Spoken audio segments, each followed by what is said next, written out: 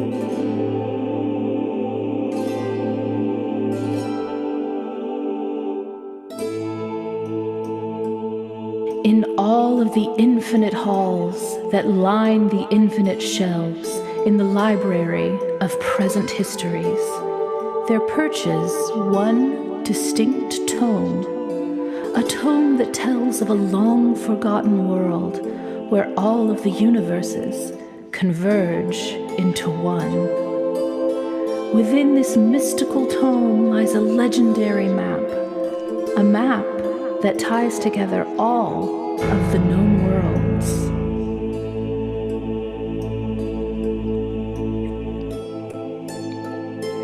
We begin outside the flame-spun ruins, where Kytius Westwind, a hero of great renown, seeks what is to be his greatest challenge yet. He has returned to the home of the seer, a horribly disfigured hag, who, should he retrieve certain items at great peril to himself, was to give him the foretelling.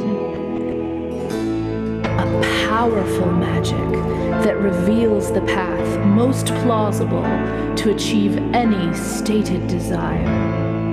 And in his company, Culver, Thundertree's son, a powerful yet earnest barbarian of the north. Scene 1. Flame-spun ruins. Kytius and Culver stand side by side as mist rises around them.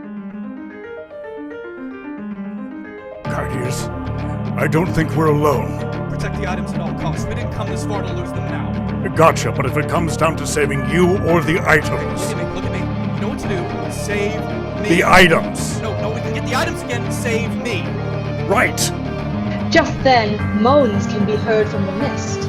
A band of undead soldiers rise as Kytius and Culver get ready to charge.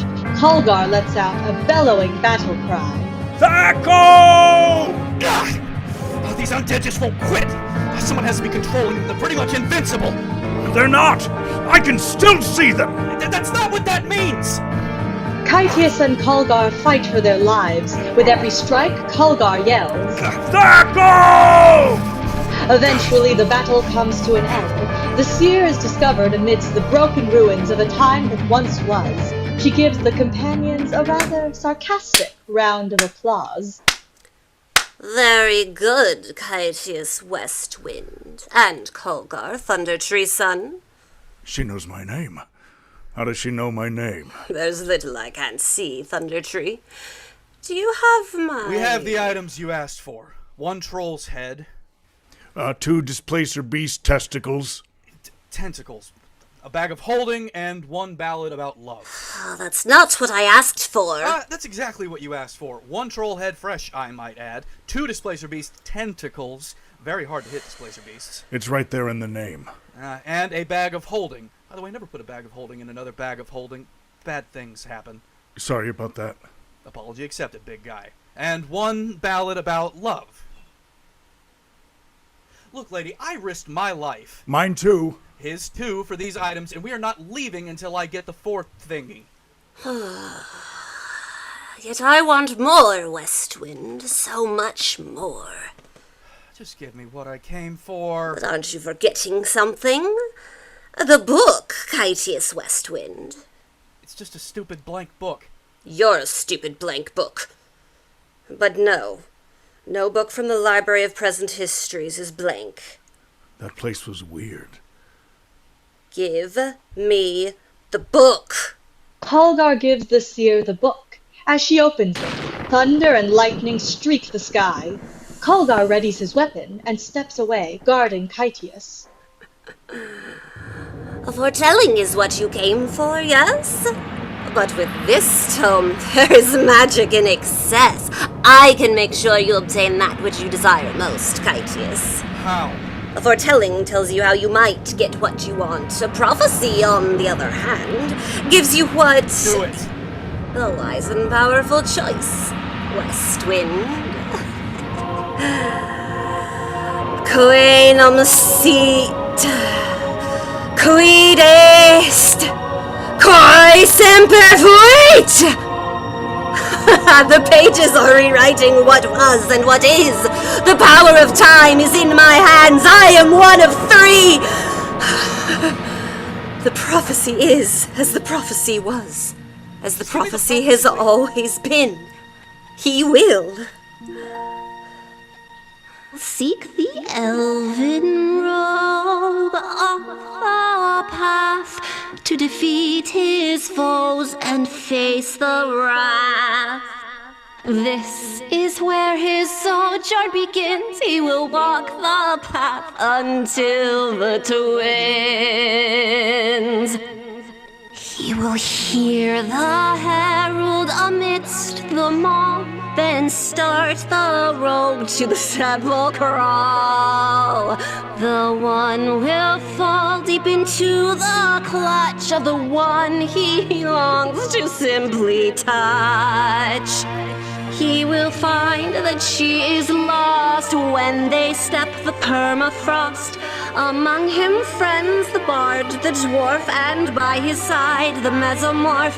They will go far off the beaten path, through mountain hill, through snow and strath. Then all will be as he desires, his heart fulfilled when he acquires. And when he does, he pays the cost. The one he loves will soon be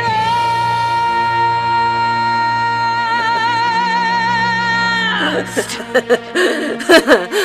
That is all I see. Now leave me be. I am both less and more than I was before. The seer exits. That was weird. She got a bit handsy there. We shall never speak of this again. Ever. Are we clear?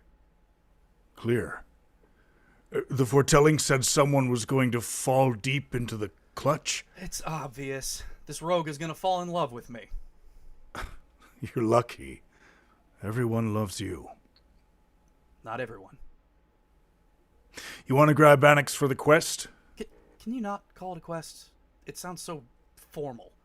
You want to grab Annex for the not quest? You heard the woman. We need the bard.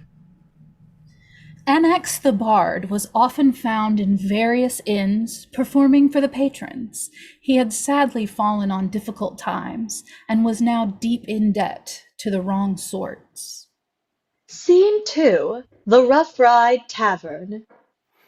Padded leather, studded leather, padded leather, studded leather. I'm ready. All right, what would you lot like to hear? She was born of mist, or the ballad of night eyes, or maybe the wizard beneath the steps. Oi! Sing the bear with no hair! Uncultured louts, the bear still has hair.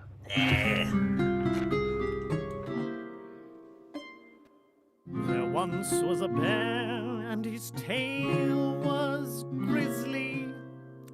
He had so little hair, what he did have was frizzly. He once killed a man when the rain was all drizzly, and so we all fear.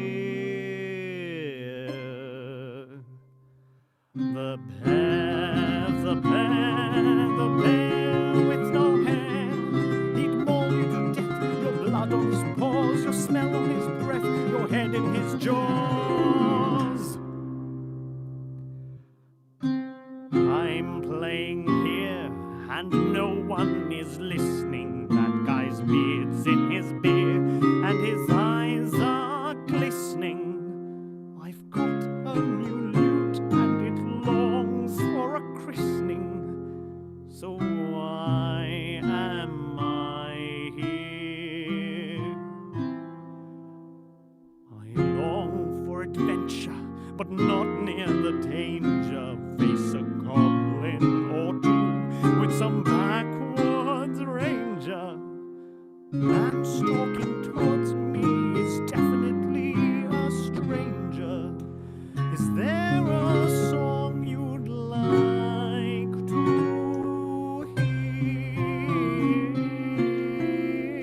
hear?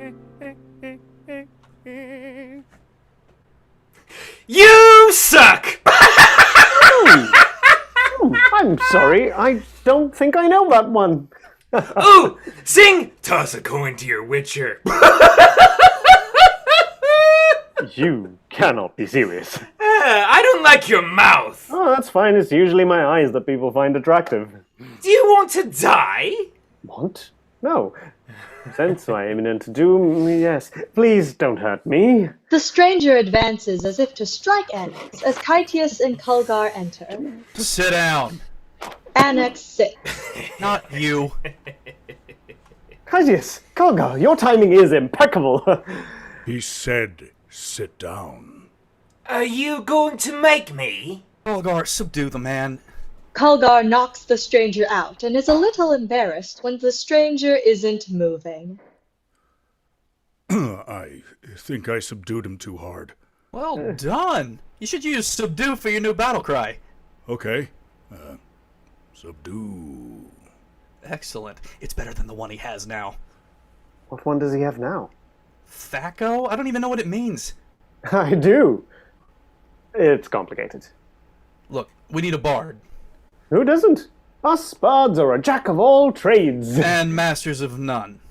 Hey. Oh, don't look at me like that. Remember that time you wanted to be our spellcaster? How'd that work out for you?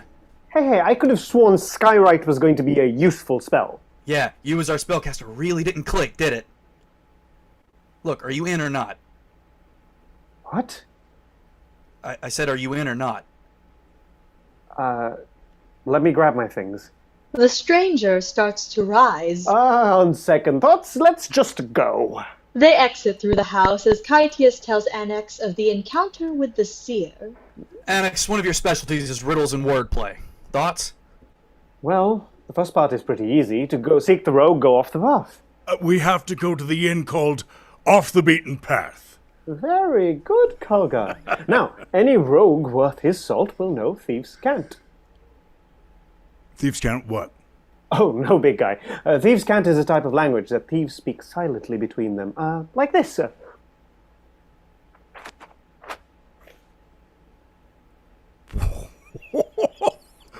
What did you say? Oh, I said, Kytius is the hero that we deserve. Well, now hang on. Now show me how to do that. Annex does. Hilarity is set up for later. Scene 3. Karsus Town Square.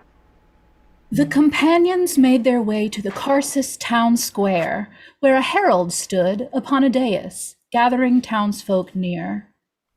Hear ye, hear ye! Aye, he will hear the herald amidst them all. Stop. Attention, adventurers! Be ye warriors, mages, clerics, And bards! rangers, And bards! sorcerers, And? druids, And? paladins, But... farmers, Butt farmers. children, Okay, this is getting... latrine workers, Well, that was really tax collectors, low. He probably just forgot bards. and bards. Oh, at least bards are on the list. We're not on the list. I would have put you on that list. Thank you, Culver. Next to tax collector. Well, The Queen seeks your aid in a grand adventure. We're in! It will be perilous we're out! Kytius, you didn't say anything about peril. and lucrative, with treasure beyond imagining. We're back in. We're back in. Oh, Harold! How do you know his name is Harold? Oh, that's not his name, that's his title. He's a herald. Excuse me, fine sir. What do they call you? Harold. No, not your title, but your name. I am Harold the Herald. I stand corrected. What is it we need to do to be chosen for such a grand adventure? You need to stand before the Queen, list your accomplishments, and swear your sword to her. She will then choose only the best suited adventuring group. Look no farther. I lead the best adventuring group for any quest. I'm sorry, you do not qualify. What? What? Law of the Pathfinder, PHB 3.75, states any adventuring party that less than the number 4 is to be considered a trio and not a party. It is impossible to be a party with only 3 people. You've obviously not seen me party. All of those adventurers that do qualify must make themselves known to the Queen's Steward at the keep at the apex of the midday sun. Good day to you all. Harold exits. Among him friends the bard, the dwarf, and by his side the mesomorph. To off the beaten path, then. No. We have to make one stop first. They exit. Scene 4, the yawning portal inn. Eris sits alone at a table as a man approaches. Hey, I know you. I'm sure you don't. I just want to drink in peace. No, I never forget a face. It was you, all right. You and your friends came into my village all high and mighty. That was another dwarf in another time. No, it was you. I'm saying it wasn't.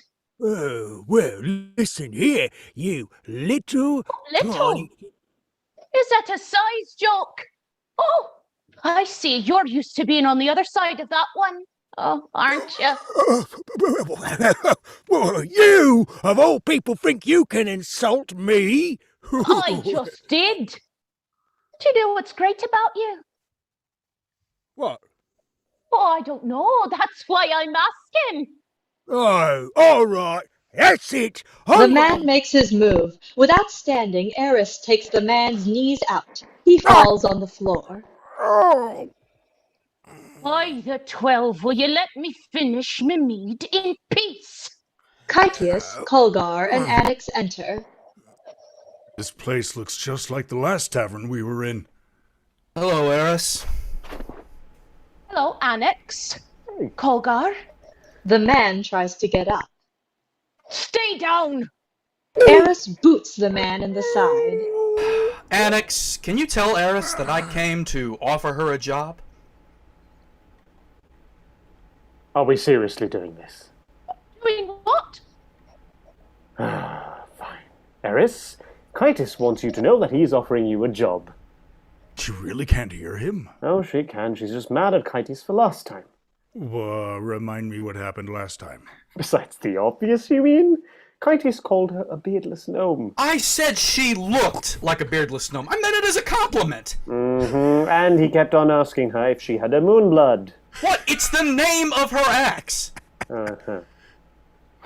You can tell Kytius that I would be happy to accept the offer if you two are coming along for the ride. Great. Yeah. And he apologizes. I'm sorry? There, he said it. No. That was an I'm sorry as in I'm sorry. I'm never going to apologize. You just did it again. You apologized twice. No, I apologize none times as in none apologies. Well, even I know that nonce isn't a word. Good for you. Now, if you don't mind, I'm not going to apologize. Kytius, the foretelling says we need Eris. Oh, foretelling, huh? That means you do need me. And I'm not budging until you actually apologize. Besides, some humility will do you good. Kytius Westwind never apologizes. Then Eris Boulderrock isn't coming on your way foretold adventure. Kytius? Fine. I'm sorry.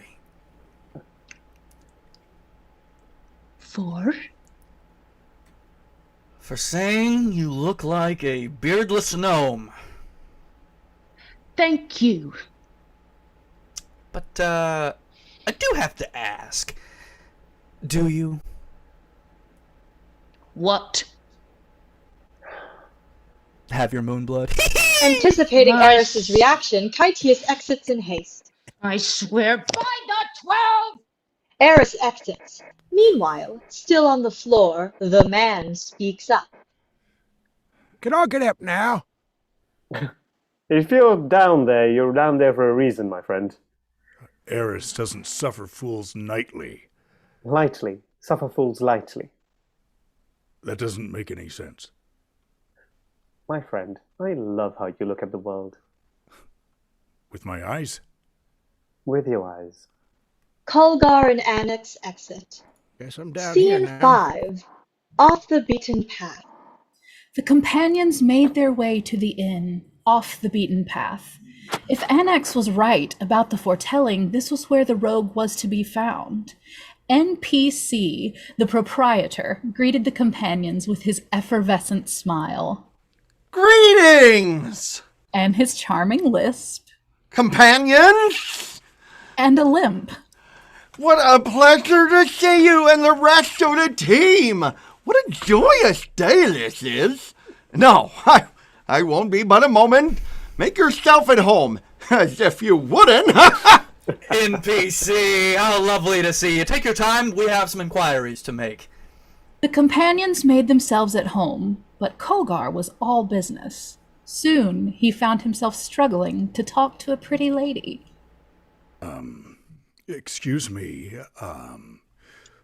rogue need 1. Elf man, boobs, face, lips. I'm sorry? None's apology needed. Hey, Culver, hi! That's not how it's done. You can't be all ham-handed. You need charisma. The ladies love charisma. X! Accord, if you please.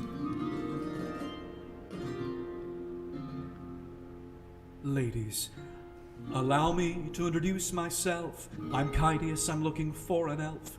A rogue, if I'm to be exact. Not the kind I'd normally attract. A man of great ability to search for traps and silently. A seer said I might find him here, and by all accounts, he may be queer. And not that there's anything wrong with that. There's many ways to skin a cat, but he must be able to pick some locks. No thieves can't, and clean some clocks. Do you know of a man such as this? Perhaps a name in exchange for a kiss. I'm Kytius. As I said before, you've heard of me. I'm pretty sure. Not even a little bit. No. Nothing? Hero of Baldur's Gate? Killed a dragon outside of Whiterun? No? Okay. Ladies, let me tell you who you're talking to. Lannister has lesser revenue. Strider's a hack and Potter's on crack. And Geralt is sniffing roach glue. I'm a hero of the realm. I know you're a little overwhelmed. Don't be shy, I'm a regular guy. Just look inside my elm. And I'm here with you right now. And there's some fields I'd like to plow. I'm not talking about farming, I know that I'm charming. Oh. Ooh, you got some claws on you, my dear. Meow. Come, friends! Drinks are on me! Ha-ha! Hip, hip, hooray! Hip, hip, hooray! Yes, my name is Kytius, the hero of the realm! Hip, hip, hooray! Hip, hip, hooray! Let's hear it for Kytius, the hero of the realm! I'm an actual hero, my dear. You can tell by my adventuring gear. And let's face it, my stats make it quite clear. Annex, stat call, stat. Strength. I can lift a boulder. Dexterity. Right behind my shoulder. Constitution. I drank a poison for lunch. Wisdom. I always have the right hunch. Intelligence. Smarter than I appear. Charisma. You tell me, my dear. Hip, hip, hooray! Hip, hip, hooray! Let's hear it for Kytius, the hero of the realm! Hip, hip, hooray! Hip, hip, hooray! Let's hear it for Kytius, the hero of the realm! I'm Kytius, and I'll say it again. I'm twice the man as other men. And on a scale of a 1 to 10, sweetheart, I'm an 18. I'm the hero of the realm. I know you're a little overwhelmed. Don't be shy, I'm a modest guy, and I look good without my helm. You don't even have a helm. Just go with it, it's best of I'm all the real involved. hero of the realm. All the rest will certainly underwhelm. Have a seat, my dear, there's a lap right here, and I'm standing taller than an elm. Let's hear it for Kytius, the hero of the realm! Hip, hip, hooray! Not on your life. I'm sorry, what? You couldn't pay me enough. For the record, I have never once paid for the company of a lady. That's not exactly true. There was that time in Lannisport. You shut up, and it was a dry spell. And that time in Styria. It was a very dry spell, but regardless, I have a new hairstyle now, and I think you and I could get along nicely. You are not my type. Into ladies, huh? There's no shame in that. No, if you must know. I mustn't know, but I'm certainly glad you told me your business. And speaking of business, not that I don't enjoy pleasure. Oh, if you like pleasure, how about we play a little game? Oh. It's called Critical Hit, where I manage to sever an artery and you bleed to death. Sorry to disappoint, Sugar Snaps, but I'm not here to flirt. I'm here for business purposes only. Playing games will have to wait. NPC! I am in search of a man. That's your problem right there. An elven rogue, to be exact. I was told that he might be here. I need to offer him a lucrative position. I'm gonna give him a load. Don't hear yourself do that. Of coin. There ain't one here, Kytius. Hasn't been for months. Except for me. I could be a rogue if I wanted to. I do a little of everything. I'm good at picking pockets and stealing things from people. Not from anyone here, of course. Just bad guys. I steal from bad guys. NPC, look at your adventurer scroll again. There must be some mistake. Nope. Vaxel Dan was the last and only half-elf rogue, male, to come through here, and well, he's dead. That's not possible. No, it was a gruesome death. It's totally possible. If there is an elf rogue, however, but it's a woman by the name of Rhoswen. Hi. No. Check again? Kytius. Not only is she the only elven rogue, she's the only rogue. Kytius, did the foretelling expressly say it was a male elven rogue? No, not expressly, no. Tell me about this lucrative position, Kytius, hero of the realm, so I can turn you down. Will you excuse me for a moment, Sugar Snaps? Kytius pulls the companions over to speak privately. No, I hate her. I don't think it matters if you like her or not, Kytius. What did the seer say exactly? In the prophecy? I mean, she said that... Oh, what? Oh, a prophecy! You mean the foretelling? Yeah, that's what I said, the foretelling. Good, because those are two very different things, Kytius. Yeah, no, the foretelling said, seek the elven rogue off the beaten path and start the rogue to the sapral crawl, and then she'll go on to say that he'll fall in love. So it doesn't say that the rogue is a he? Then you just assumed that. Well, who is he, then? Obviously not the rogue. And who's gonna fall in love with me? What sounds like you already have. Now, I think it's time you stop making assumptions, lad. About the prophecy? Foretelling. Foretelling? About everything. Right now, all you know is that you know a few wee words and a catchy melody. He also knows that the seer gets a little handsy. We agreed not to talk about that. Talk about what? Nothing! Any more private information you would like to share? Like that you pick your nose when no one is looking? No. You're a piece of work, you know that? Thank you. Not a compliment. So what do we do? Well, we bring her on board if she wants to come along. She probably won't want to now. No, but you could always ask. I thought dwarves and elves hated each other. They do, but I'll play nice if she does. Fine. We'll offer her the position. Kytius to Rhoswen. We would like to... I accept. What? I accept. Why? Because making your life miserable is my new lifelong ambition. Pretty lady made a joke. Him, I like. I like you too. Whose side are you on? We're all on the same side now, like it or not. Wait, we don't even know if she's any good. How do we know you're any good? Rhoswen pulls out a dagger. What is that? Your dagger? Leave it to an elf to try to steal things. Wait, okay, I am the leader. I'm the leader here, and He arrogantly signs Kytius has herpes. And you're proud of that? Very. And you are? Oh, Annex Passion, at your service. Well met, Annex. And if you teach him any more thieves' cant, I will have to kill you. Noted. I'll admit that teaching him Kytius has herpes is amusing. So, Kytius Westwind, Annex Passion, and you are? Eris Boulderrock. Me? Rhoswen. It's a pleasure to meet you two. There's 4 of us. I know.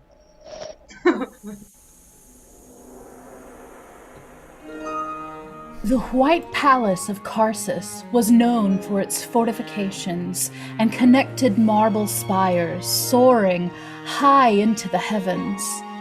Thanks to Kytius' quick wits and leadership, they were able to slip by the former, then navigated the latter thanks to Annex and his intimate knowledge of the keep. Scene 6. The Palace. If we get in to see the Queen, whatever you do not mention her sister. Why? Her sister Sira has been exiled upon pain of death, and anyone that even remotely mentions her name can be jailed or worse, executed. The steward's quarters are this way. Oh, did you know that one of the anagrams of the word steward is 'twas red? No, and I don't care. A steward enters. May I help you? Aha! Just the person we were looking for. We are here to be seen by your beloved monarch for the grand adventure, but we seem to have gotten lost. And we're not mentioning her sister. If you are here to be seen for the quest, you must wait in the queue outside until the midday sun with all of the other adventurers. Oh, we don't do queues. In line, then. Oh, we don't do lines. I'm sorry, but no one will be seen before the apex of the afternoon sun tomorrow. Good day. Hey, well, hey, look. What's your name, Steward? Stuart. Stewart the Steward. That's funny. We met a Herald the You don't care. Look, Stewart, my name is Kytius Westwind, and my companions and I really need to see the Queen about the quest. I promise to make it worth your while, and hey, look, if you get fired over this, my friend over there, wave, Annex. Oh, hello. Is the scion of none other than His Radiance Dalinar Colin. He will give you a nice cushy position in his household where you will want for nothing. Now, how about that quest? Wait here. Steward exits. Sign of Dalinar Colin, eh? Sometimes you have to improvise. Wait. I thought we weren't supposed to call it a quest. Not our quest, their quest. We're not supposed to call their quest a quest? No. Yeah. Oh, that's very clear. That's enough out of you. Their quest, you can call a quest. Our quest, we don't call a quest. You just called our quest a quest when you said our quest. Wait, isn't their quest our quest? The big guy has a point. Yes, no, their quest is our quest, but it's not the same quest. You know what? Everyone shut up. How's that for a quest, huh? Next person who mentions a quest is going to get a sword up the backside. No quest. Follow me about the quest. See? I got it handled. The curtains open to reveal the throne room. Her Majesty Queen Noctis, Princess Lefrena, the nobles of Karsus. The house lights come up on the audience. I present to you the companions. You come before me prior to the allotted hour? Oh, you were here first. We came after you. Well, aren't you charming? Thank you. Again, not a compliment. What makes you think you are worthy of an audience with me, let alone my quest? Mother, let's hear them out. What harm can it do? Your Majesty, we are a uniquely talented team of adventurers suited for any quest. I assure you, we are what you seek for the adventure. My team is made up of the following. Culgar, Thundertree son, Barbarian of the North. Eris Boldrock, fighter of the Dwarven Kingdom. Annex Passion, a performer, lover, and bard. A jack of all trades. And master of none. Why does everyone always have to say that? And last, but certainly not least, who might you be? Rhoswen. Rogue. Is that it? You don't want to? Okay. And I am Kytius Westwind. I believe my name precedes me. No. Have you no healer in your party? You don't need a healer if you never bleed. And how do we know your rogue is any good? Your Majesty, she is exceptional. She stole my dagger earlier to prove a point, but now that I know her little trick, I won't let it happen again. I will rein her in. A good leader needs to know his team's tendencies, and now that I have her pegged, nothing will get by me. Rhoswen hands Kytius his stolen dagger back. Again? Mother, if I may, this is Rhoswen of the Elves. She stole the Ring of Carsus simply because she could. Oh, I do love palace intrigue. When this is all over, you must tell me the story. Is it true that you are the fabled daughter of night? I am no assassin, princess. But your majesty, I am the best rogue in Carsus. Good. Very well, Kytius Westwind. You seem to have an adequate party. But I shall leave your fate in the wisdom of our nobles. A shrewd choice, Mother. You give the nobility the choice of their heroes. I don't trust her. Which one? Either of them. My beloved Carson nobility, I leave it to you. What traits do we most admire in our heroes? Do we celebrate those that take initiative outside the stated rules of engagement? Or do we teach them a lesson and have them wait in line with the rest of the adventurers? Those that value initiative say aye, and those of you wanting to teach them a lesson. Nobleman, clearly, someone who has the ability to come before you prior to the allotted hour is someone with the initiative to get things done. My team and I are just those people. Wouldn't be the worst thing in the world. Oh. Guess we go back to staying in line then.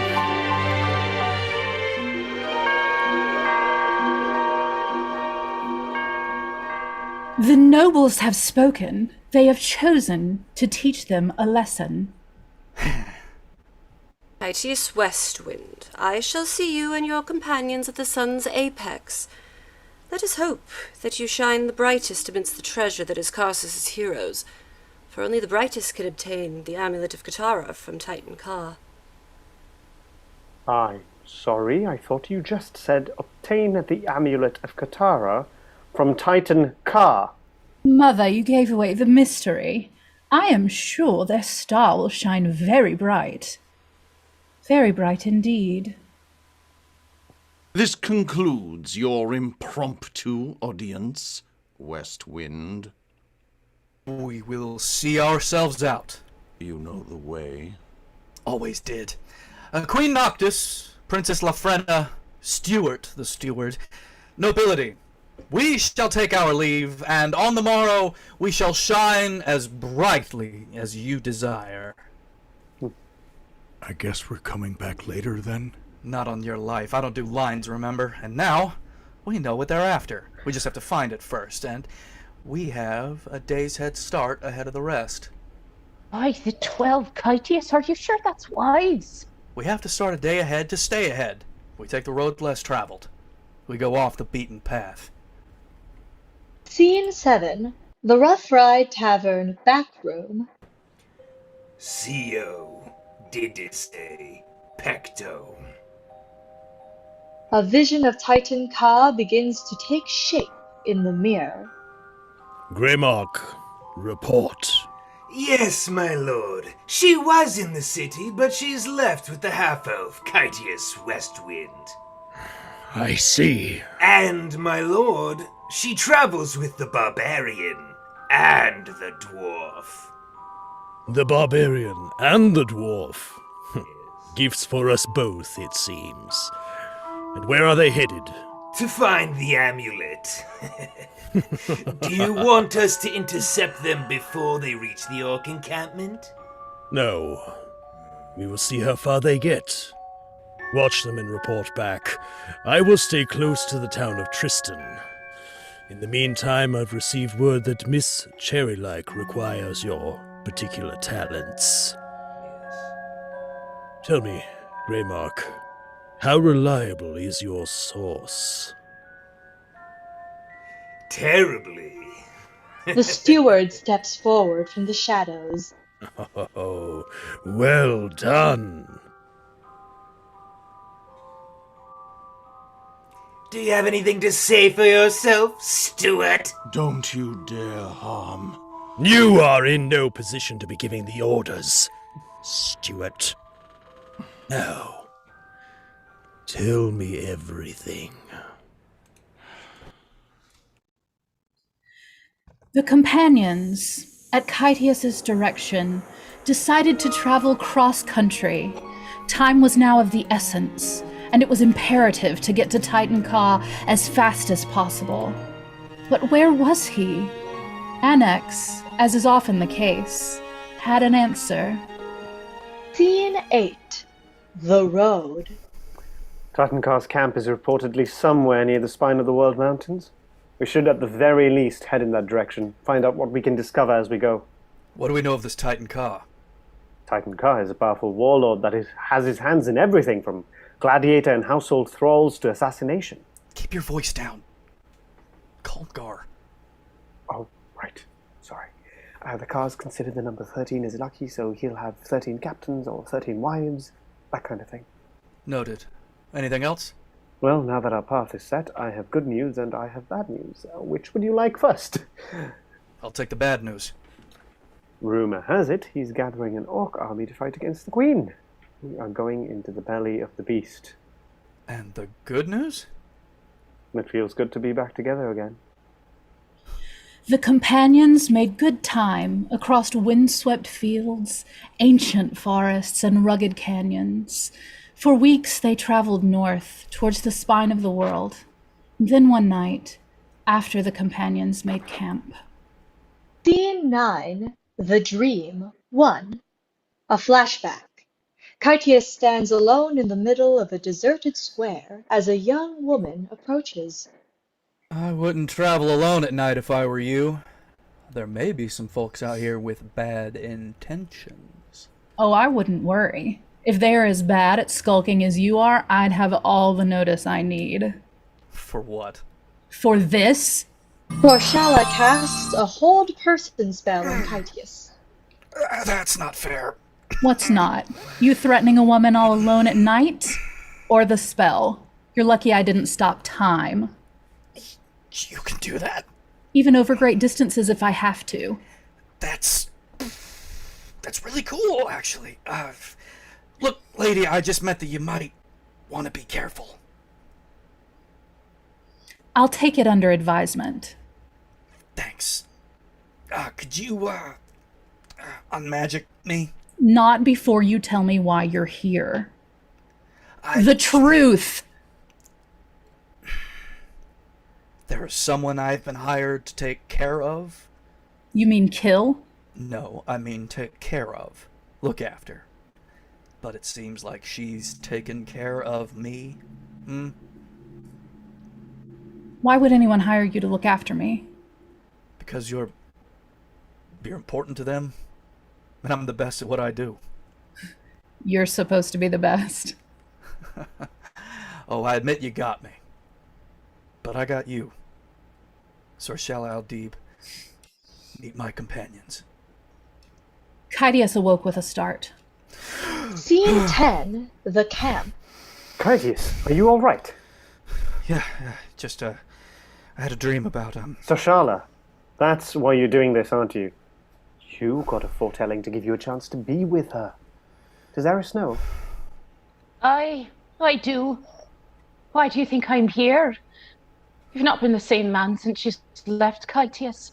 And I think I speak for everyone when I say I would kind of like the old you back. I'm trying. I'm really trying. It's just...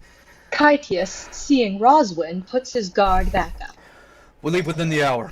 Soon, I want each of you to take a brief scout, soon I want you to take each take a brief scout in every direction. Whoever takes the rear, cover our tracks as best as you can. I don't want anyone following us. They go off to their respective duties. Annex.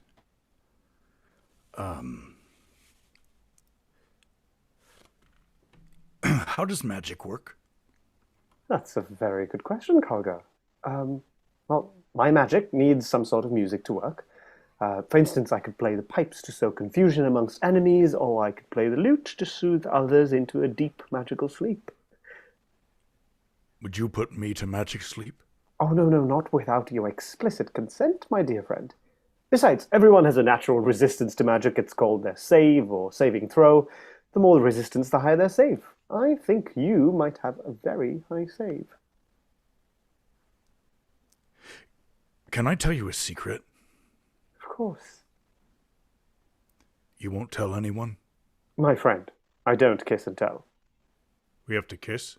No, it's a figure of speech. It just means that I won't tell anyone what isn't their business. It's usually used in a different context, but I think it's fitting here. Your secret is safe with me. I'm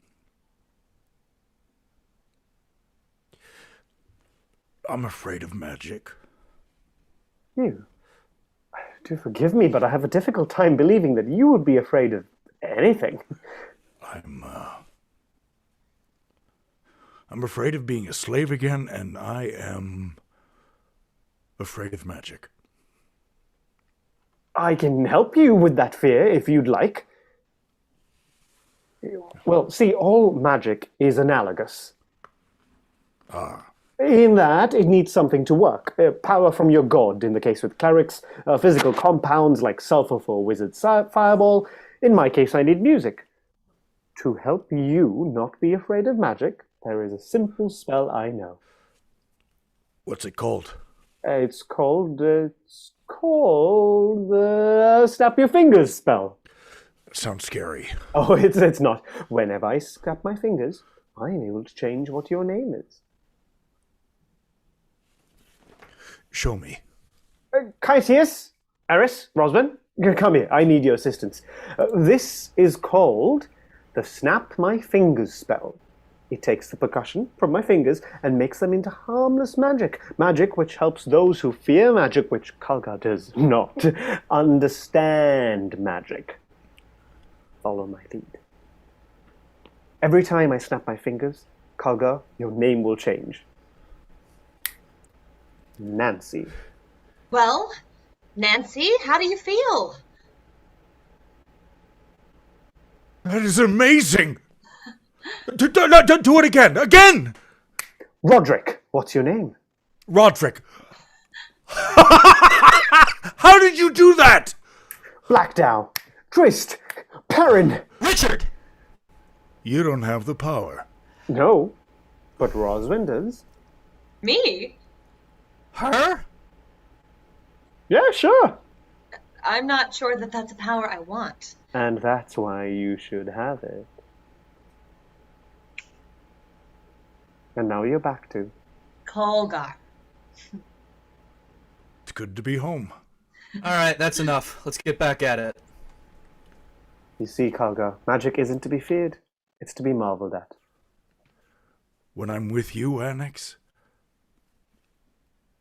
I won't be scared of anything anymore. I know the feeling, my big friend. I know that feeling all too well. Thank you, Annex. I better go scout her. Kytius will be mad. East or west? That way? East. I'll take west. Culgar claps Annex on the back and moves on to scout ahead. Rhoswen approaches. You put a lot of trust in me back there. Not really. I see the way you look at him. And how do I look at him? With your eyes. As for magic, it's all about belief. The more you believe in it, the more it works. Ironically, the more you understand magic, the less power it has over you. The more you believe in it, the more it works, huh? Exactly. That works for people too, you know? I see what you were doing there. I wasn't always like this, you know. Scared. What happened? I made a wrong choice once, and someone I cared about got hurt. Someone I cared about very deeply. I used to be a hero fighting against evil. Now I'm a shadow of the man I used to be. You can get back there, you know. Bravery doesn't mean you're not scared. It just means you can still act in spite of being scared. I didn't peg you as the philosopher type. That's all right. I didn't think of you as the hero type. Look, next major town or city we hit, get yourself some good leather armor. Then, at least you'll look every inch the hero, and then maybe you can believe in yourself like others do. Like Culgar does. I might just do that. Did you know that an anagram of Rhoswen is hers now? Is it? And Culgar is Rag Hulk. Oh, that is cute and kind of appropriate. My favorite one, though, Eris Boulderrock, is Disrobe Locker. Oh, there she comes. Annex, you had best get to scouting. Annex exits. You know, Elf, I know you're listening in on all of our conversations, even when you're not part of them. Comes in handy in my line of work. Well, you know what comes in handy in my line of work? Trust.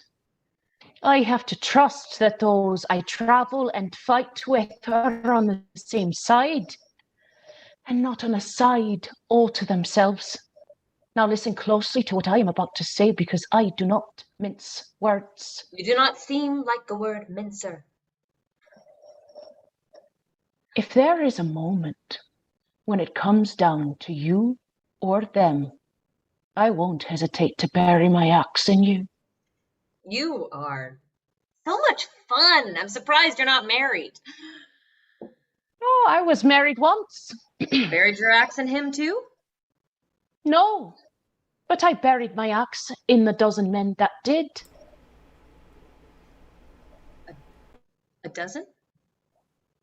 Aye, a dozen. One day me past came calling when I wasn't around. 12 men came and killed my husband as a sign to me and those I loved.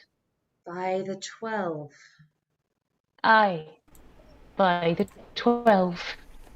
I hunted down his killers and I taught them a lesson. 12 armed men against me. You went up against 12 men and lived? And won. Thank you for that fascinating look into your life. Face it, I'm growing on you. Oh, like a fungus. Scene 11, outside the orc encampment. Culgar made his way scouting east for a short distance when he stumbled upon something that grabbed his attention. Oh, a pretty flower! Oh. Maybe pretty lady would like you. Mama used to say, a gem is given, but a flower is chosen. That's why it's called picking them. Sounds of drums can be heard nearby. As Culgar looked through the trees, he saw what was sure to be a slave caravan, run by a small number of orcs. Slavers. Just then, he saw something glinting amongst the flowers, but before he could bend down to pick it up, he discovered a lone orc watching him. A spotlight hits a single audience member. Hey, little one. I don't mean you any harm, just be quiet. The orc understood what Culver was saying, but only knew 2 words in the common tongue, yes and no. Then Culver asked, Are you going to raise the alarm?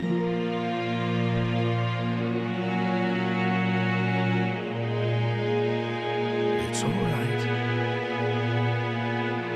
Just look into my eyes. I don't want to hurt you if I don't have to.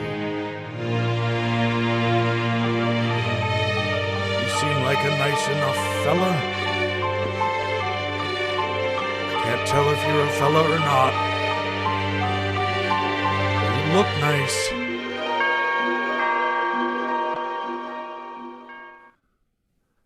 The orc said yes.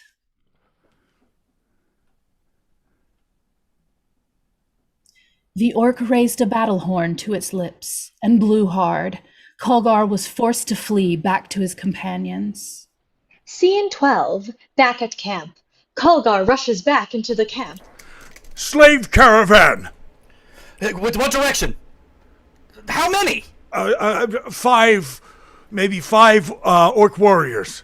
5? We can take 5, no problem. How many thralls? Culver, how many slaves? 10? All right, I think we have enough provisions for 10. That doesn't seem like a lot. Usually they have dozens. Well, they don't have dozens, okay? They have 10. Weapons at the ready. The slavers enter, armed to the teeth. Mama, what have we here? See, I told you, Kaz. I saw the big one and it clicked. Follow him one and he'll lead you to some more. They look like they could be gladiator thralls. Oh, Titan Car is gonna be happy with his new toys. Now, we don't need no trouble. Pain, dear. No painting needed. I told you, Phlox. Thems that look all tough ain't when it comes down to it. Yeah, you ain't so tough. No, you just be on your way. Oh, we miss all the fun? I don't think so. Oh, you just put down your weapons and we won't hurt you. Much. Yeah, much. What are you gonna do with us? Oh, we're gonna take you to see Titan Car, and you'll be down to the slaves. Or die. Your choice. Yeah, your choice. How far away is this Titan Car? Can we pay him in gold to leave us in peace? We have an heiress with us. She's just in the little girl's room. Well, the heiress will be paying me directly. Then allow me to introduce you to the heiress. Eris comes out of hiding with a great battle cry. Culver joins in. Subdue! The battle ensues, leaving the slavers dead, or, like Kaz, running for their lives. Eris follows after him. Alright, loot the, Seeing Rhoswen and Annex already doing just that. Right.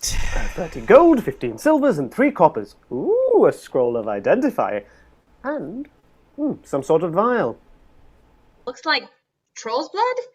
Or some sort of poison. I'll take it. Wait, now hold on just a second. Poison? What would you use poison for? To poison someone, most likely? Or, did you want to have this poison for lunch? I didn't actually... It was a... I'll take the poison. Thank you. That's not how we do things around here, okay? Poison people? Listen! If I can take one life and save thousands, I will. Or perhaps another use. What if you're suffering from a sword thrust deep in your gut? The pain would be excruciating, with your death guaranteed. It would take days for you to die. You would be begging for me to end it, so I will take this vial, Kytius, and pray I don't have to use it on you. Well, that's a lovely thought. Culver, let's go find these thralls. Oh, Kytius? Regarding the audience, I think they found us. Culver? Buddy? Old friend? How How many slaves do you see here? 10? No. There are many dozens, for Mum's sake. Hundreds even. We don't have the provisions to look after this many. Leave him alone. We are on a time limit to obtain the most powerful artifact in the world, and now, thanks to this idiot, we have to look after hundreds of stupid slaves as well. They're slaves no longer. No, they're not, because you freed them, and now, by law, we have to take care of them. You forget, Kytius. I used to be one of them. You saved me, and I love you for that, but you know what? I don't care if there are 10 or 10 hundreds. I will always fight to free thralls, because I was one of them. You are free now. I'm sorry that we don't have a lot of food, but you can have mine. All of it. I'm sorry I don't know how to count. I've never known, and I'm stupid, but now you know. I wish you didn't find out like this, but you did. Culver exits. Nice one, Captain. Rhoswen exits. Eris entering with Kaz. Kytius, Who sent you? he's gagged. Right. Kytius takes off the gag. Where is Titan Ka? Tell us what we want to know, and we might let you live. I will tell you nothing. Oh, you will. Not. Will. Not. Will. Not. Not. Will. Ha! Gotta be honest, that's the first time that's ever worked. You think that worked on me? You are an imbecile. No, wasn't meant to. It's meant to get your focus on me and off Annex, who just cast a charm spell on you. I love you. Now ask him. Where is Titan Ka? Oh, my dear sweet love. Oh, he must have critically failed to save. Failed my what? Failed his what? Kytius. Kytius. Kytius Westwind. How do you know my name? Well, I've heard it before.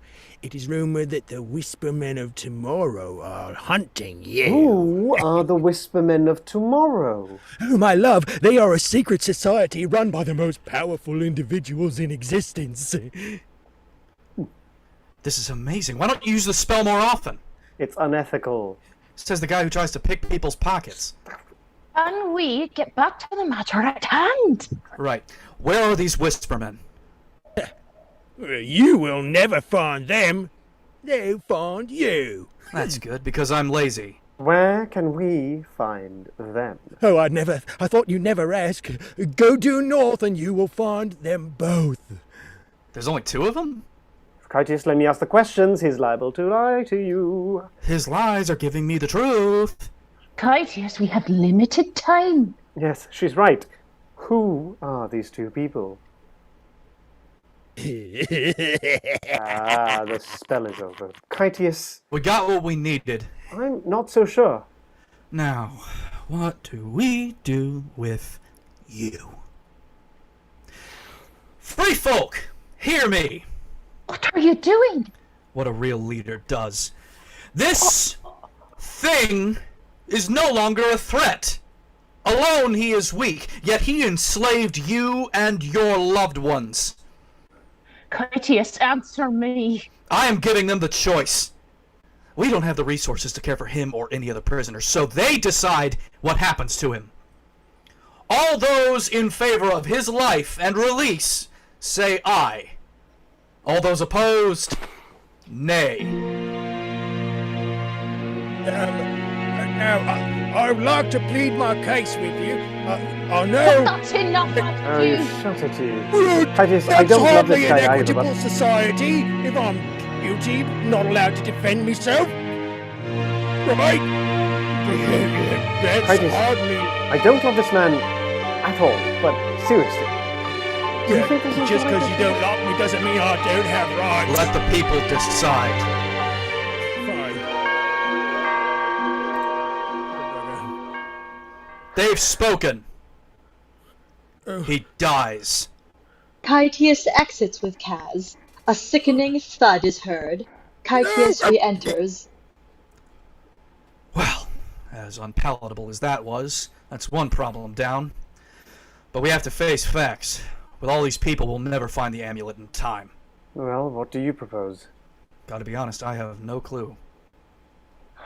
I do. Care to enlighten us? No. Just get us to the Elven Kingdom. Oh, not unless you tell me your plan. You'll have to trust me on this, Kytius. It's a long shot, but it's the only shot we have. Done. Tomorrow we head for the Elven Kingdom. I'll go tell the others. Kytius exits. In the meantime, Rhoswen found Culver sitting next to a small fire he had made, playing his penny whistle. Scene 13. A campfire.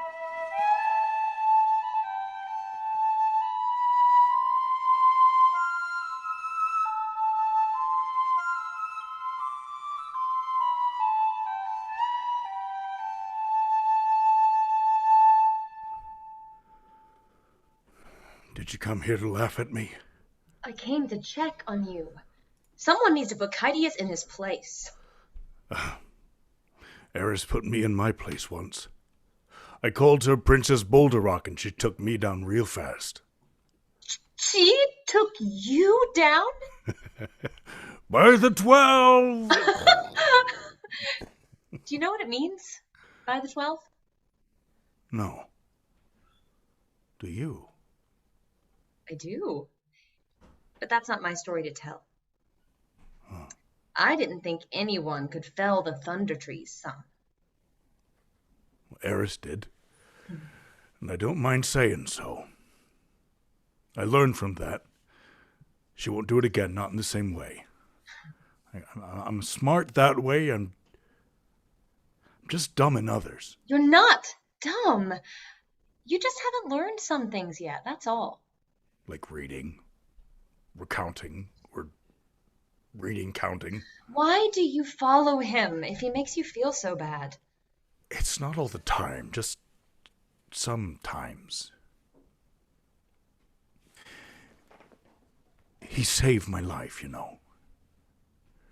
As a thrall, I was big and strong, and slave drivers made me work hard from sunup to past sundown, lifting giant rocks. They whipped me every day. I got so used to it that I couldn't feel nothing. Even now, I can take twice as much damage when I'm mad and ignore even more pain on top of that. I just need to rest afterwards and I'm good. But after realizing that, they threw me into the pits. Forced me to kill or be killed. Then one day I had enough. I had stolen a dagger and I was gonna, I heard a sword fight somewhere close by. Then there was Kytius in the prison setting me free. He told me and the guard that I was a somebody. And when he said, "Hi, big guy, I'm Kytius," that was the first time he saved my life. And he didn't even know it. He was my first friend. And then Eris. Then Annex. Now you. Can I tell you a secret? Is it that you have one ear that curls over a bit? Because I know that already. No, that's a good one. No. The secret is you're my first friend. Me? You. And do you know what good friends do? Fight? they help each other when they need it. Culver, would you like me to help you learn to count past 6? I don't know. It's all right if you don't want to. But if you would like to, I would like to be the one that helps you. No laughing? No laughing. Let's do it. Let's do it now. All right. Breathe deep. And 1, there you go.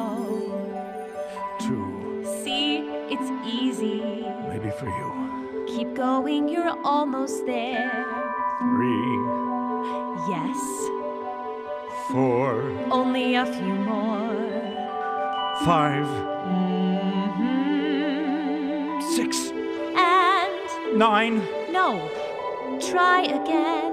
1. No, what comes after 6? I can't. I have seen you literally crush the skull of an orc barehanded. I was wearing gloves. It's a figure of speech. Try again.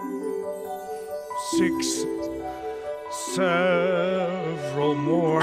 You know the word several, but don't know the next number? Don't make fun. I'm not. I'm pointing out that you are smarter than you think you are. Try again. I can't. You can, but I can't. You can too. I believe in you. Pretty lady believes in you. 6, 7. 7. I didn't. I said it. 7. 1, 2, 4. 3, 4, 5, 6, 7. I can say it. I can do it. I can count past 6. After 6 is 7, I learned something new, and I couldn't have done it not without you. 1, 2, 3, 4, 5, 6, 7. I have no idea what comes after 7. You have 8. I have. And I'm full.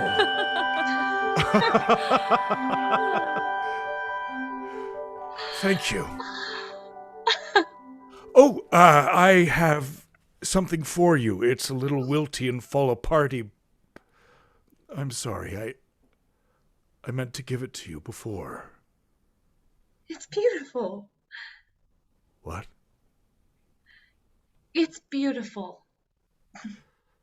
Men always want to give me gems and rings, but this is more special because you picked it for me.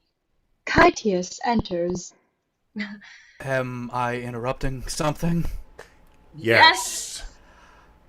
Oh, well, tomorrow we head for the Elven Kingdom. Whoa, why? Because I said so. Because it's the only option we have. Now let's go see to those slaves. Free folk. Free folk. Right. Let's go. Rhoswen watches them exit. Now I reach to find your hand, fallen deep, I'm torn.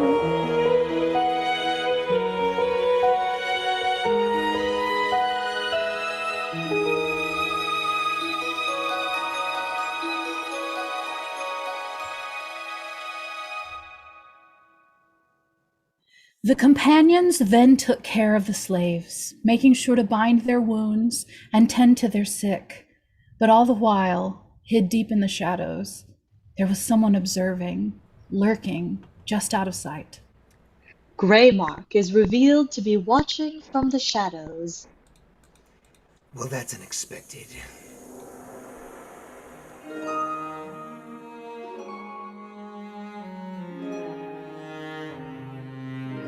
The going was slow, with the free folk in tow, but the companions made the best of it as they journeyed to the home of the elves.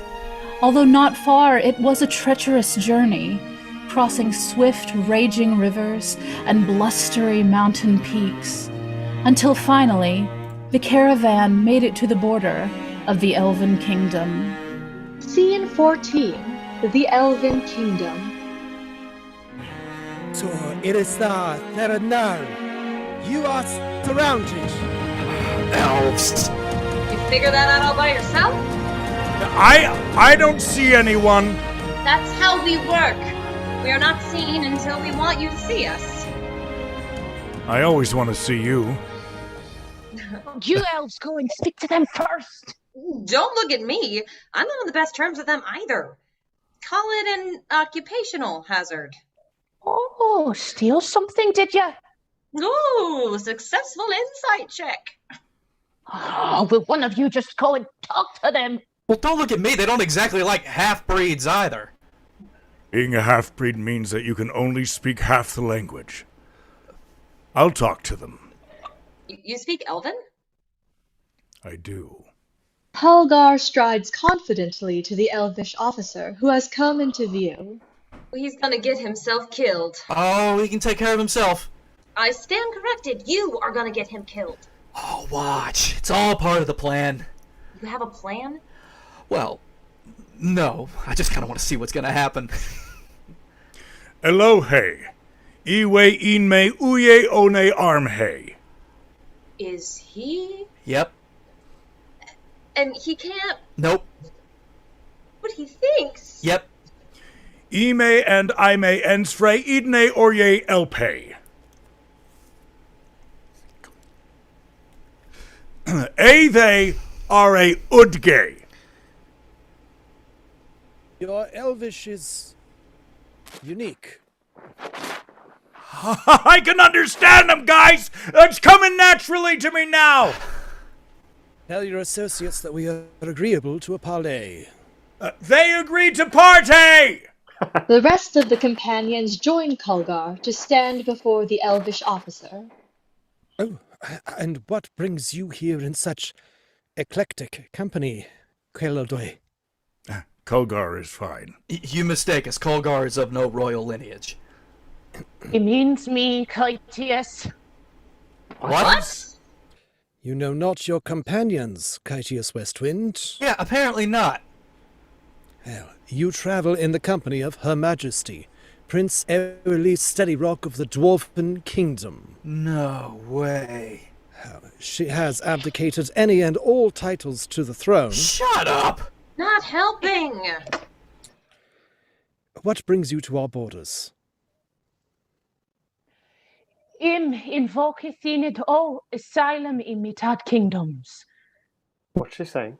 I invoke the law of asylum between our kingdoms. He cannot by law turn her down. But since she's abdicated, she has little standing in the eyes of the elves.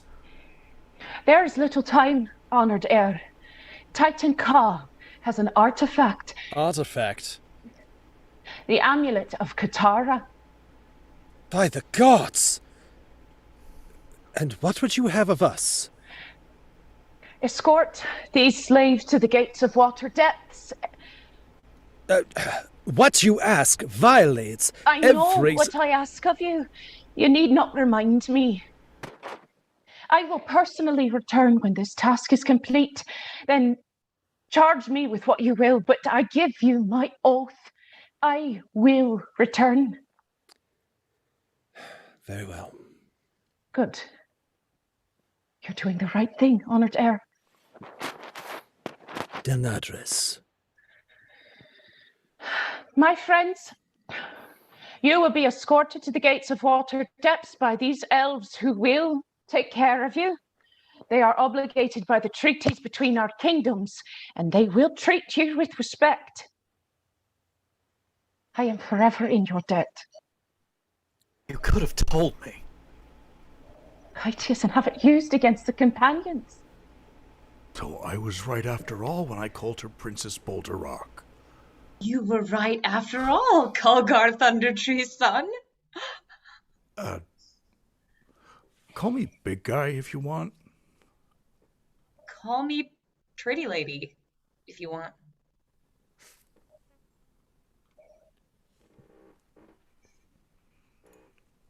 The companions retraced their steps to eventually find themselves amidst the Gloomhaven forest. It was there on a hillock where two beings stood, guarding the path. Scene 16, Gloomhaven.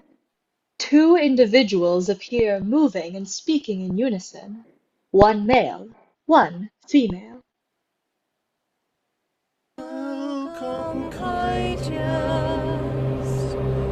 We have been expecting you.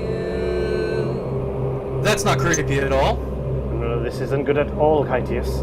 When is it ever good? Are you two people Whispermen of Tomorrow? No, they're not. Let them answer, Annex. No, Kytius, these two are them both. We will grant you passage if you complete one of 3 tests. Deal. Although I really hope one of these tests is kicking your ass. You can't be serious! There is a test of strength, a test of wit, a test of skill. Pass any one of 3 and we will grant you passage and a Yes, listen to me. These two of them both, their names are Gareth and Samara, forbidden lovers from an age long past. By the 12 Kytius, it is them. An archmage cursed the two, forcing them to wander the world, offering passage and a boon to anyone that passes their tests. She is a great fighter, and he was a sorcerer of great cunning. So? No one has passed their tests and survived. We were set up, Kytius, and you walked right into the trap! Oh, shut up! No one's stronger than Culver! Annex, you remember everything that's ever been said to you, along with every riddle and every story under the stars, and no one can match me with a skill and a sword! We've got this for Mum's sake! No, you don't get it, do you? What is it I don't get, Annex? Huh? Tell me. Or is it that you're too scared to get in any sort of real danger? Yes? No! I am tired of him cowering in the corner, coming up with excuses for not participating in this quest! You said we shouldn't call it a quest. Shut up, Culver! When is it gonna click with you, Annex? You said you were a part of this team. Prove it! They don't play fair. Yeah, well, neither do I! I know. Yeah, what's that supposed to mean, huh? You know what? Never mind. We've come to settle a score. Whispermen! As Kytius turns back to them both, Culver is already moving towards the base of the hillock. We care nothing for your petty feud. 3 tests, 3 participants. If the rest interfere, they die. Culver is singled out in special, the words coming from everywhere. Volga, Thunder Tree's son, your task is simple. Break these slave shackles before the last grain of sand falls. Slave shackles appear on Culver's wrists. Next, Annex is singled out in a special, the words coming from everywhere. Annex Passion, your task is simple. Complete the riddle before the last grain of sand falls. What lives on glass that breaks with a pebble has half the space amidst the treble? Who scores the depths when it kills? Whose siren song will give you chills and sings to you when darkness stills amidst the candles flicker? Kytius is singled out in a special, the words coming from no discernible place. Kytius Westwind, your task is simple. You must defeat me with the sword before the last grain of sand falls. Or else what?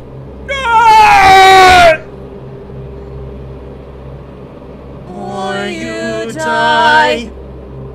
I haven't died once. I'm not planning on starting anytime soon. Kytius unsheaths his sword and runs forward into the darkness. The scene changes to Annex.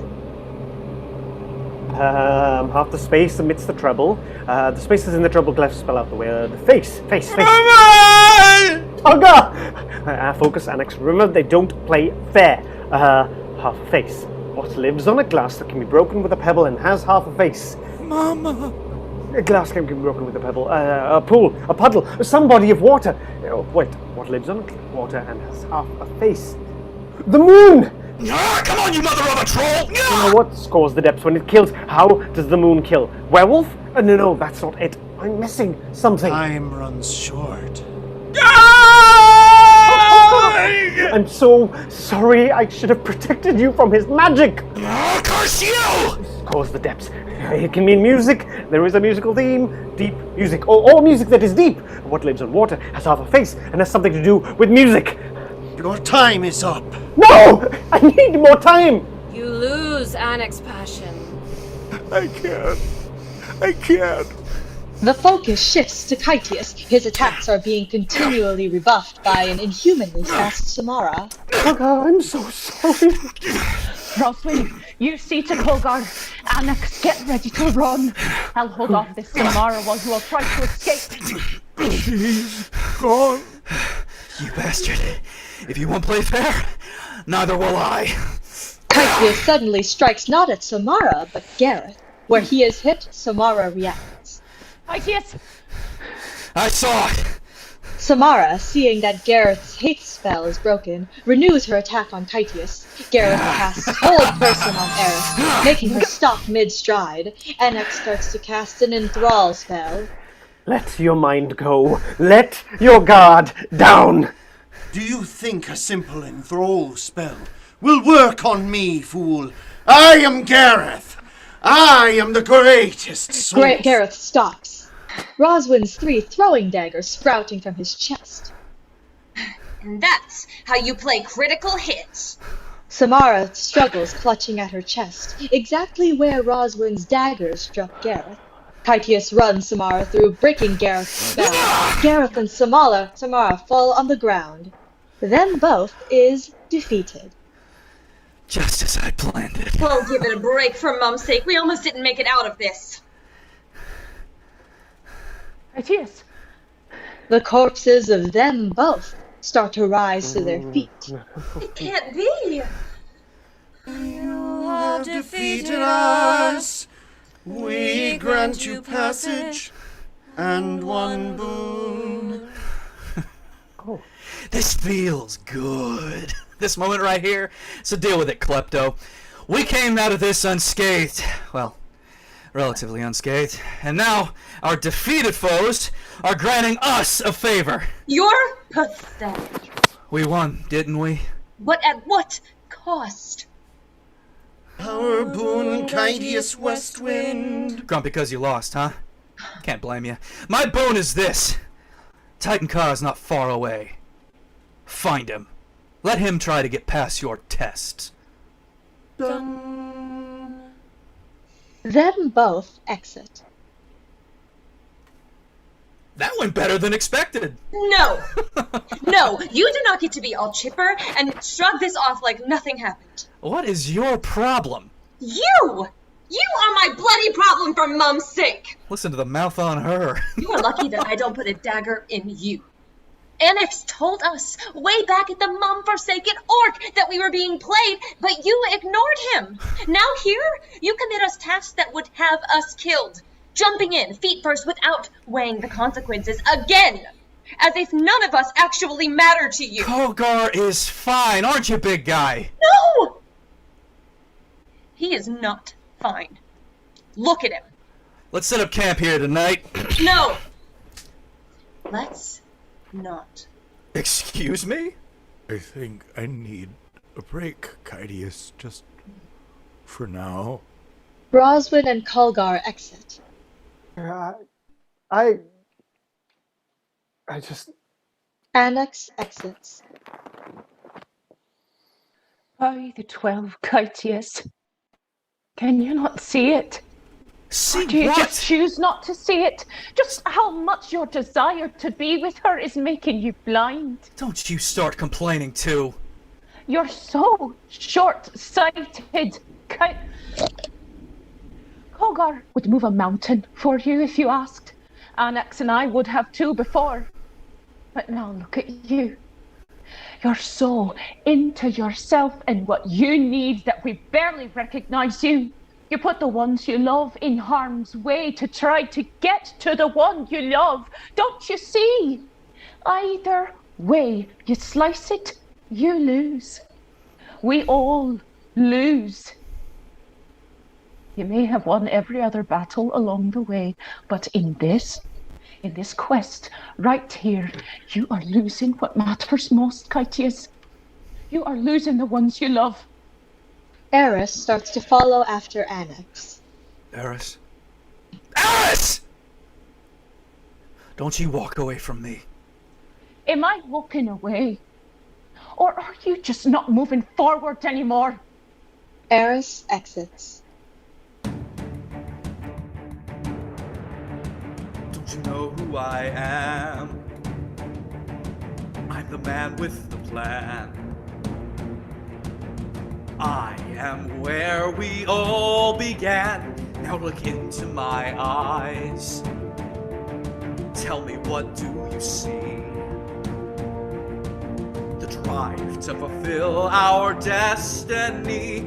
And my name will reign from the circles of hell to the astral plane, to the sunless citadel. We've made it this far, and it's all thanks to me. But I never said we would make it scot-free. It's always been a roll of the dice. It's a flip of the coin. It's a matter of skill. Every battle that's joined, you'll be lost without me. It has been foretold. I'm the one that you need, like the heroes of old. We are close to the goal. It can be attained. Oh, but you're all running scared at the slightest strain. But my name will be known, this I give you my oath. From the Gleeman's tales to the stories of both, we've made it this far, and it's all thanks to me! But I never said we would make it scot-free, 'cause it's always been a roll of the dice. It's a flip of the coin. It's a matter of luck. Every battle that's joined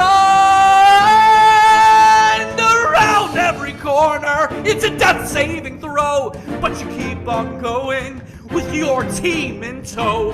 Doesn't matter the danger, doesn't matter the foe. The path less traveled is the way I go. Because I know it's a roll of the dice. It's a flip of the coin. It is up to the gods. Every battle that... During the song, a band of mercenaries has surrounded Kytius. Tass punches Kytius, knocking him out. Tass, Lan, bring him. The others aren't far off. As you wish, Majesty. Asira exits as two of the mercenaries start to drag off Kytius.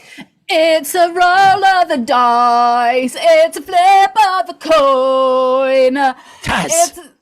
What? It's catchy. They're close. Let's go. Yes, oh grumpy one. They exit, dragging Kytius behind them as the rest of the mercenaries disappear into the darkness, as the music swells and the curtain falls. End of Session 1.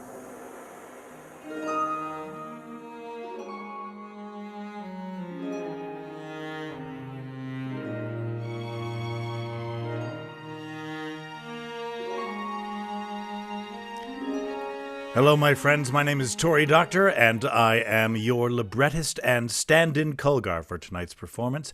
While we're on intermission, I'm happy to answer any questions that you might have for me as the librettist or even as Culver. So feel free to use the Q&A.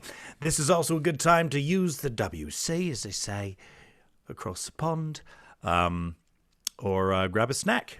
And if you're doing that, please grab one for me as well, because I'm starving. Hi, Claire. I've made you cry twice tonight already. Funny, my wife says the same thing. I hope you're having a great time. This is a new collection of actors in a bunch of new roles. We have a few standards, but we have 10 minutes to the top of session 2 for us. Thank you so much for asking that question.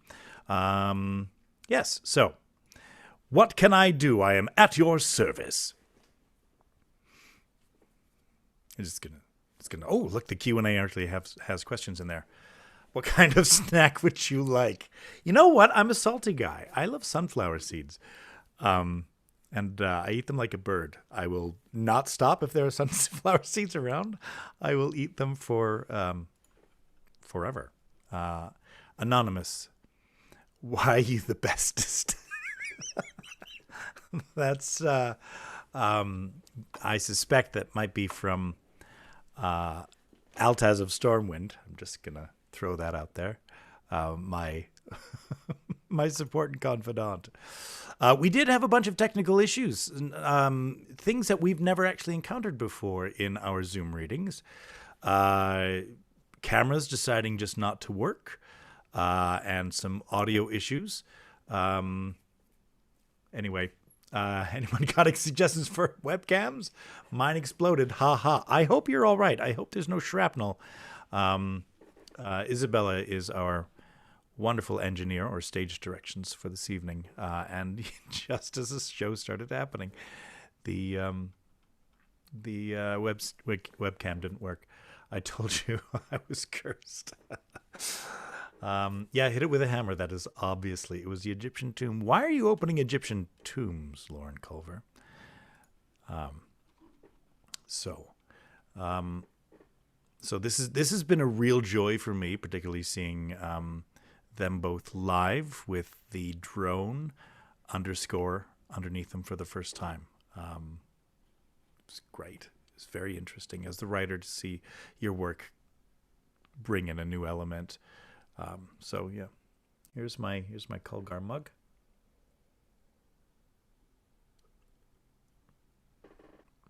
And you will see Claire O'Reilly in the international cast on September 6th for those across the pond as Eris, which is very exciting. Your favorite them boths. Rowan Remy asks, are Harold the Herald and Stuart the Steward related?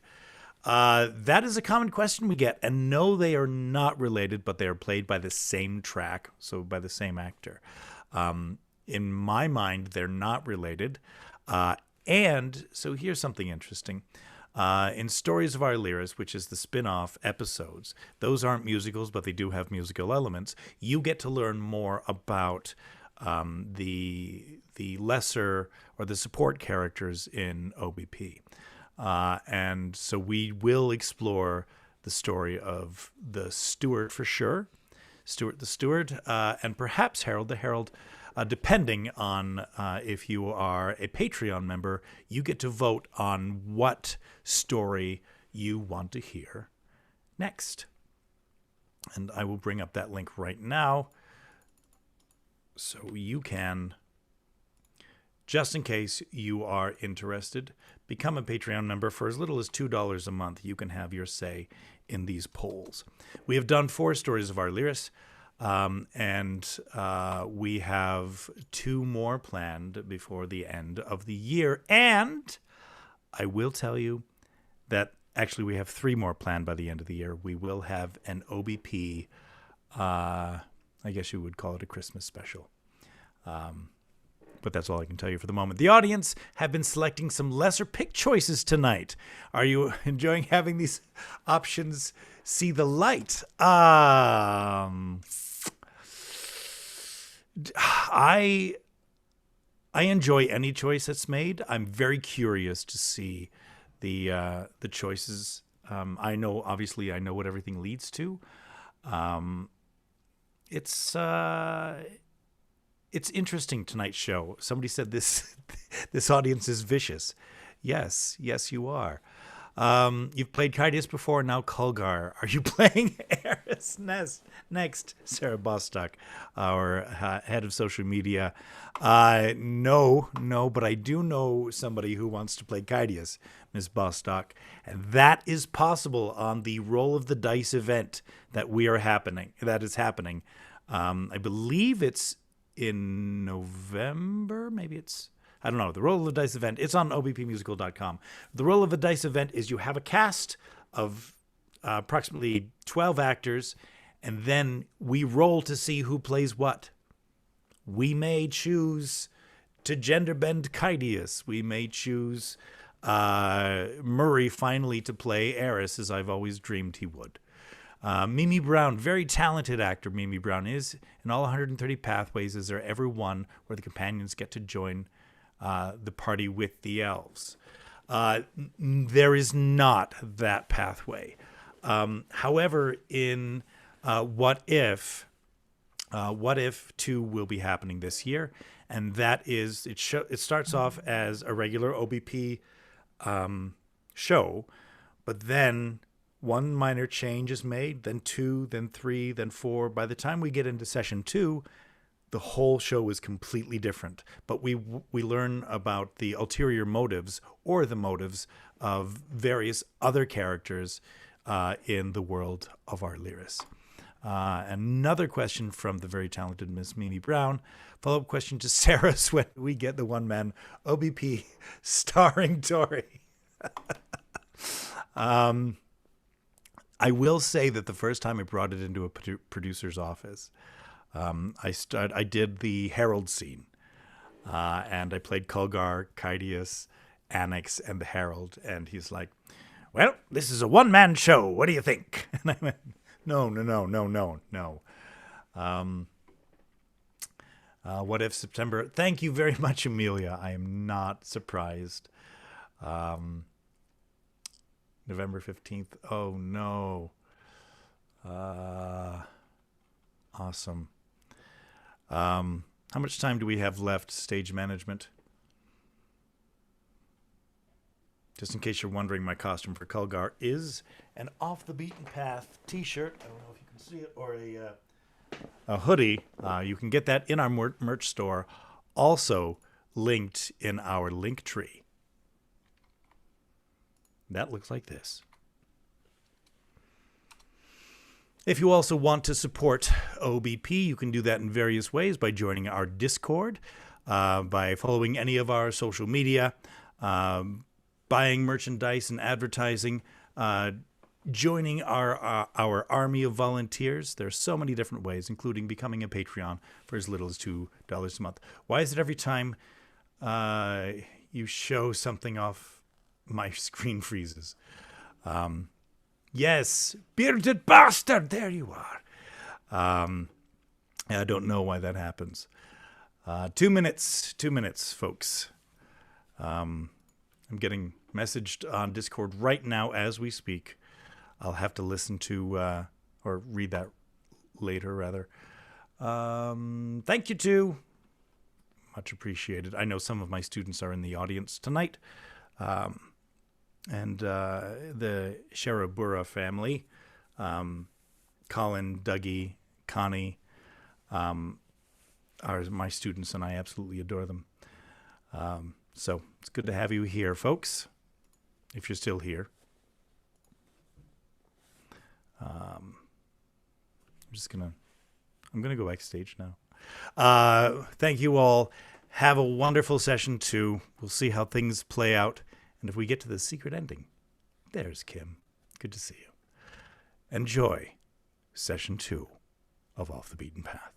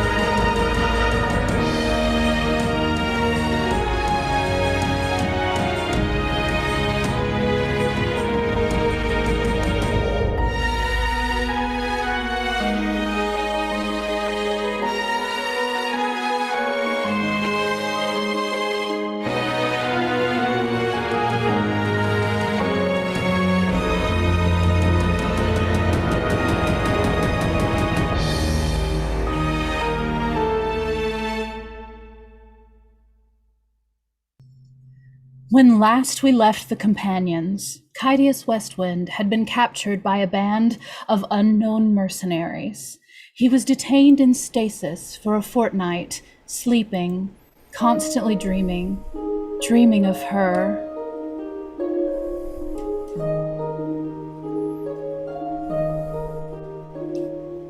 Whispering feet down wandering halls,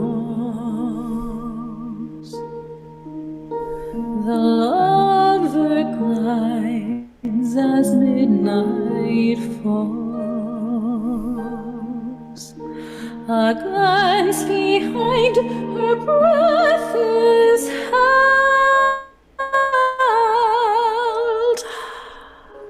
His heart and mind within her thrall.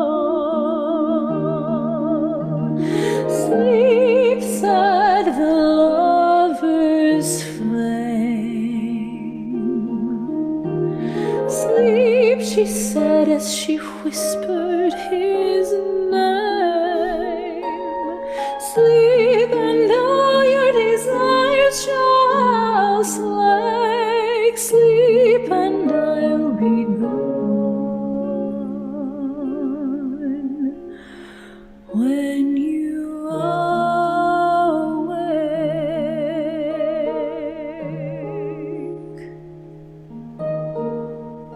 You know, elves are immune to sleep spells. I sing because it relaxes me. Must you always sing? Must you always be playing with your sword? That depends. Do you want to play with it for me? You are incorrigible. Stay this time. You know I can't. Can't or won't. Why can't we be together? Because I've seen the future. It's impossible. It is with that attitude. Look, you're a powerful seer. Can't you rewrite the histories or whatever and make it easier for us to be together? Kytius, it's not that easy. There have only ever been 2 seers rewrite. 3. 3 seers have rewritten history. And it is very dangerous. It leads to only one possible outcome for the subject. And there is only one outcome I want. Kytius, what have you done? Nothing. I swear. Then, what will you do? Scene 18, The Dungeon. Kytius awoke from his dream to find that he was locked away in a dungeon. Okay, where are you, Kytius? Why does your head feel full of cobwebs? And why am I so hungry? Take stock. Okay. It was then that Kytius heard rats. The sound of rats is heard. I hear rats. I hate rats. I hate rats. I'm in a dungeon and I hate dungeons. I just woke up and today already sucks. Hello?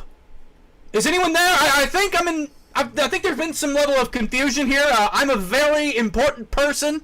My head is killing me. I need a healer! Or a cleric. No, too pretentious. Get me a healer! A good one! Not one of those noobs you ask to turn you into... You turn your head and cough when you get an arrow in the knee. Hello? Hello?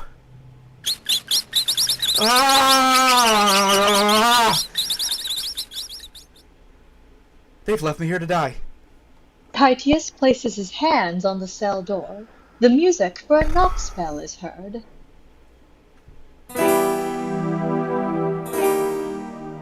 The cell doors swing open. Never mind.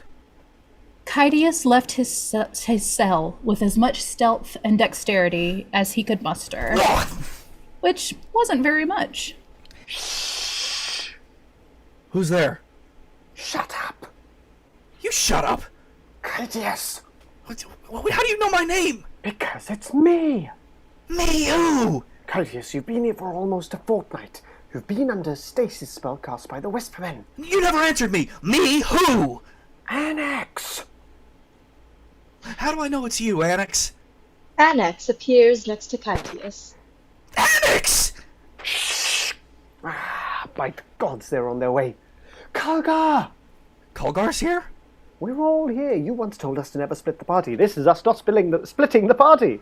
Where are the others? Well, we kind of split the party. Culgar! That's not my name! Wait, no. Did you say it was here for a fortnight? Yes. The Whispermen enter. Culgar! That's not my name! Then what's your name? Piece of cake! The Whispermen attack using non-lethal damage. What? Look, Annex, I'm really... of cake! Look, Annex, I'm really... sorry that I acted so selfishly. Kytius, now is really not the time to... No, look, I mean it. You guys, you've got to have my back, and you've shown me what friendship is all about. Grace, compassion, sacrifice. That's really beautiful, but... Kytius finishes off the last of the Whispermen. But I had it handled. Yeah, well, there's the Kytius I know. And love. Do I, though? Wait. Are you crying? No, I just I broke a sweat. Out of your eye. Hi, Kytius. Why are you crying? He's sweating. Out of his eye? It's good to see you too, Culgar. Piece of cake. Eris and Rhoswen enter, with Asira bound and gagged. Did you snap your fingers and say something would be a... I did. Rhoswen snaps her fingers. Oh, calling something cool like murder punch or something funny like none of your business. What's your name? None of your business. Culgar. You're no fun. From what we gather, this here is the leader of the Whispermen. You look familiar. That's because she's the Queen's twin sister. By the gods! You look just like her! Well, that's what twins do. They look like each other. What's happening? Asira was banished years ago and told to never return to Cassis upon pain of death. Follow the path until the twins. My thoughts exactly. But there's more. Eris hands Kytius some parchment. Oh. Interesting. Very interesting. What's it say? Well, I don't know, I can't read, but someone's a very good artist. Oh, give it here. Kytius. These are plans to assassinate the Queen. That's not good. These Whispermen of tomorrow are plotting to take over the kingdom. This can't be happening, not now. Wait, why is she gagged? Spellcaster. Whatever are we to do with you, huh? Kytius, the way I see it, we have one of two choices. Take her back to the capital to face sentencing, or continue our journey and just pretend we weren't here.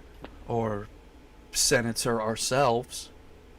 By the 12, Kytius!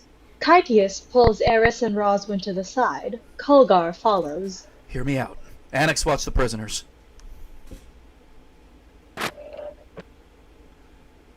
The unconscious Whispermen, starting to stir, lay back down and drift off to sleep. We are on the path of Titan Ka, and let me finish. He is in possession of the most powerful artifact in the world. We cannot abandon our quest. Shut up, Murder Punch. That's not my name. In the meantime, we were set upon by brigands. Follow me here. We didn't know until after we disposed of them that they were these Whisper Men, and when we did find out who they were, we discovered the plans to assassinate the Queen. Look, I don't like it any better than you do, but I don't trust anyone with that amulet outside of this team, and neither should you. It makes sense. Wait, what? I said it makes sense. No, I heard you. Oh. We agree. That's cool. Do you deny that you were planning to assassinate the Queen and take over the kingdom? Do you deny it? I can't believe I'm doing this, but I don't see any other choice. Rhoswen, you said once that you could kill one to save thousands. I did and I would.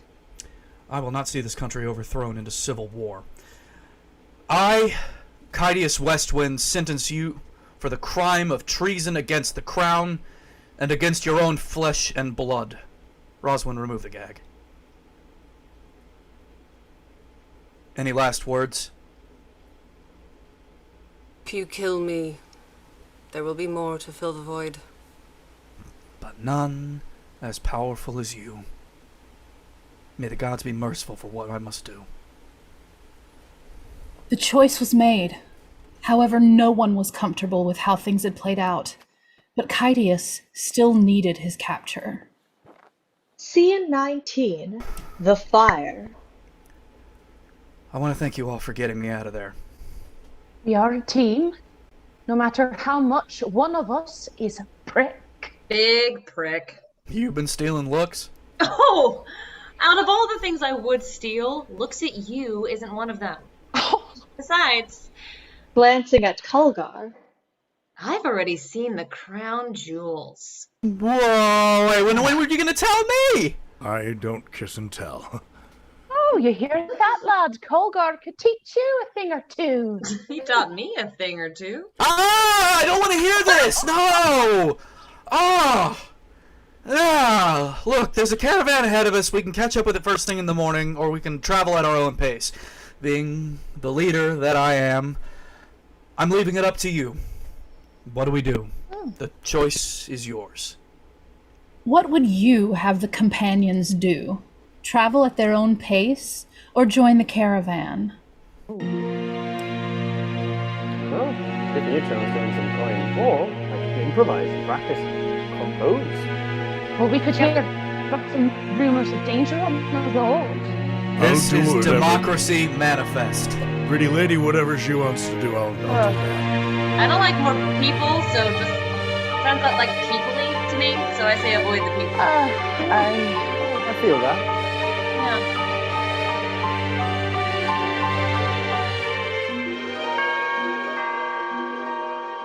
Oh. You Well have then. chosen not to join the caravan. Good choice. We march at first light. Eris and I will take first watch. 2 weeks? What happened while I was... Well, not much. Colgar and Rhoswen, you know. Ew. Oh, hush, it's only natural. Oh, and Annex has been teaching Colgar all about magic. In the background, we hear... Now remember what I said, Culver. All magic is... Analingus. Oh my god. Dear, that is not right. Oh, no. Well, as for me, I knew we were being tracked, so I led the Whisper folk away, then had us double back, and here we are. And here we are. Still not sure you've made the right choice with Asira? No. No, I'm not. I'm not sure I've made any right choices along the way.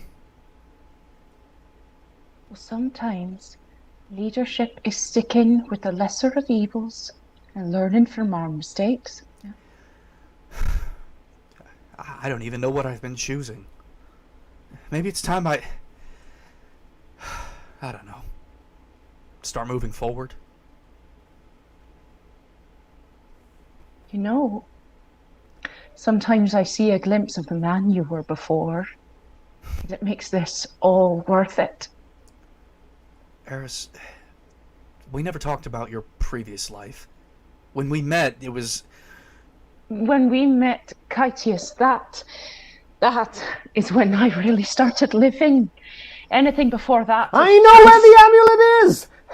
Well, I think I know where the amulet is. Most people with items this powerful will keep them in a safe place, you know, like in a labyrinth with a minotaur guarding it, or caves protected by inferi, or in a gauntlet.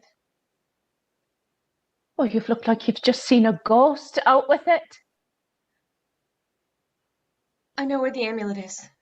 And I was right! It will be at the gauntlet! What am I missing? This whole quest just became much harder for us. Wrong! It just became harder for me. You're not going to elaborate? No. Suit yourself. What is the town nearest to this gauntlet? Tristan. Annex? About a fortnight's travel. First light we head for Tristan. Get supplies, and then get that amulet. Kytius, If you're not ready to tell, I won't press. Kytius exits. The gauntlet. No one has made it more than halfway through. I made it 3/4 of the way through. 3/4? You should be dead. Should be. But I'm not. Scene 20. The road to Tristan. The next morning, the companions awoke to the sound of a small voice singing in the distance.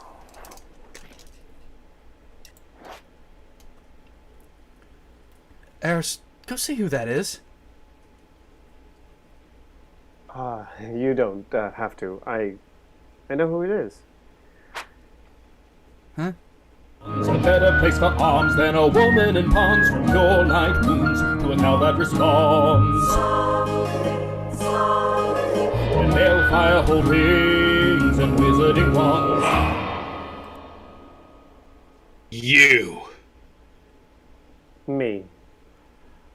I'm sorry. What's going on here? Kytius, this is Bundles? Bundles, Kytius, Culver, Eris, and Rhoswen. Pleasure. Bundles is an old...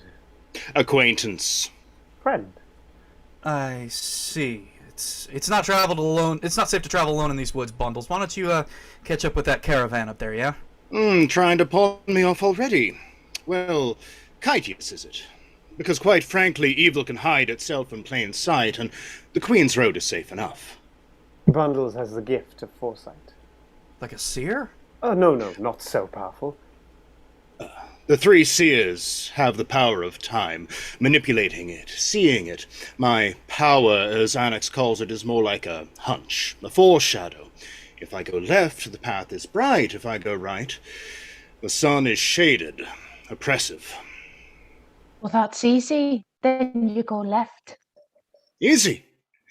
Well, dwarf, imagine this. You make the easy choice. You go left and meet the most incredible individual. You fall madly in love with them, and before you have the opportunity to tell them that you love them, they die a horrible death, and you watch.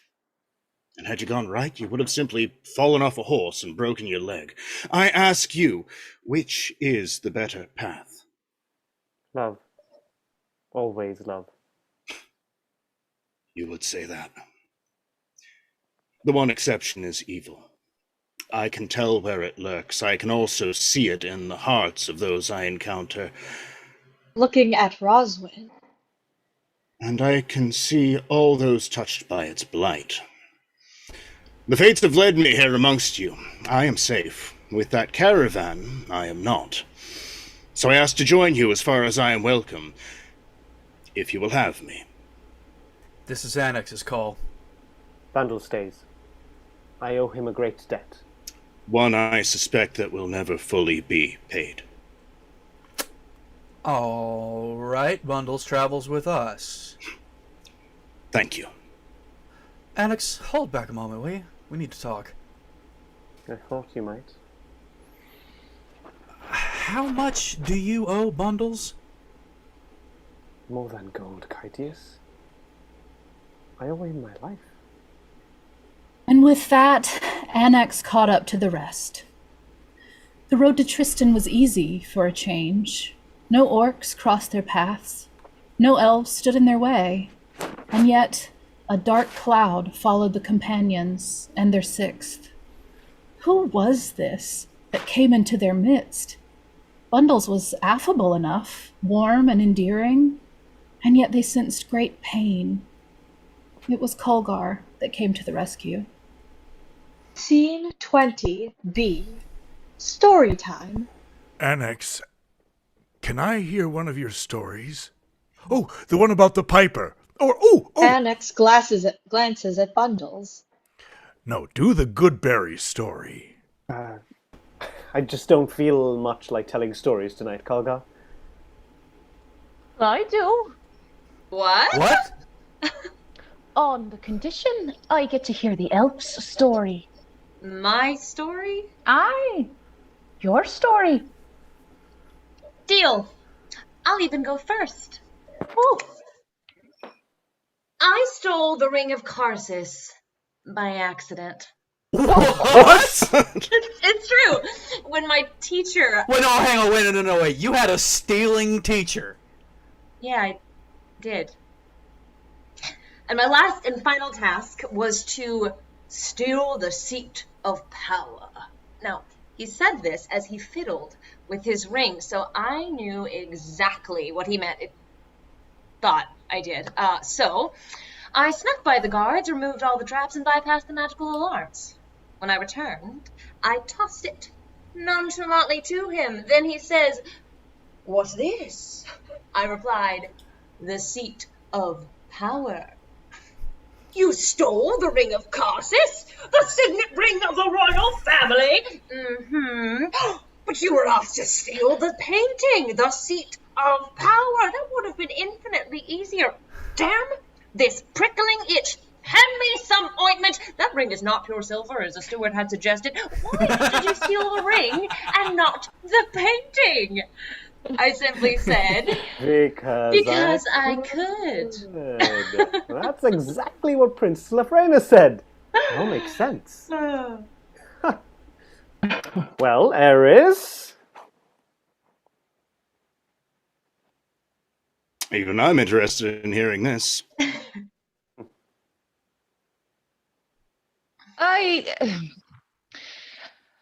You're going to laugh. When I was a wee lass, me father employed the services of a gleeman. I was captivated by his blue eyes and his moustaches. His patchwork cloak was pretty wonderful too. It was his stories about adventure that I loved the most. His songs hit me the deepest. Music speaks to dwarves differently. We don't sing casually, we sing with purpose. All dwarves, except young Erlis. After seeing the Gleeman, I was to become a Gleeman. I even wrote a song. You? Aye, me. One day, me dad got me singing the Gleeman song, and I stopped. When I saw his face, he was disappointed. That day, he banned the Gleeman from ever returning, and, well, I've not sung since. I thought you said we were gonna laugh. Well, you will, when you hear the lyrics to my song. Oh, this is too good. All right. I need to hear you sing. I need you to sing. Come on. It's really bad. I just can't. No. You can't You're not getting out of sing this. a song and then not sing.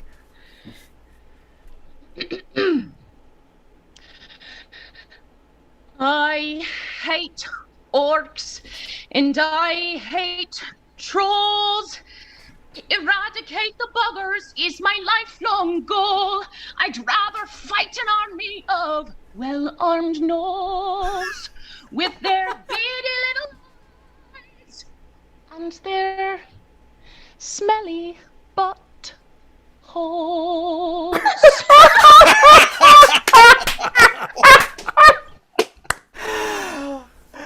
Not told that story before. I've not even told that story to my husband. But Bundles? Why don't you share? Well, my story is short, but not sweet. I once went left instead of right. And I've regretted that choice ever since. Oh, that got rosy. We rest here. Bundles, you're on watch with me. The rest of you sleep. We should reach Tristan soon. The companions make their camp as Bundles sits next to Kytius. You wanted to talk? Your foresight told you that? No, you did. You're very easy to read, Westwind. You want to know about my history with Annex. Yes. That's not my story to tell. But I will say this. He played a part, and I paid a price. My struggle, in truth, is more about me than it is about him. Get some rest, Kytius. Nothing will bother us this night. The way left is clear. Bundles strode across the camp and meticulously laid out his bedroll, leaving Kytius to ponder his words. Scene 21. Tristan. Days later, they arrived in Tristan, low on supplies and rations. Rhoswen and Eris broke off to get rations, Kytius to get supplies. Annex and Culver, along with Bundles, went to get food. We need food, big guy. But we've got no coin. Just follow my lead and hand out the hat when I give you the sign. What's the sign? The lights come up on the audience as they are pulled into the scene. Ladies and gentlemen, boys and girls, elves, gnomes, dwarves, and all the others of the goodly races, I am Annex Passion, a bard and all-round jack of all trades, and... Master of none! They said the thing! And I am here to see to your entertainment. For a small fee, of course. Is that the sign? Not yet, not yet.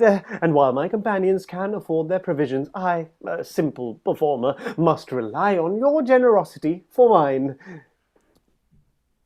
Is that the sign? Culver will now pass around the hat. That's the sign. He gave me the sign.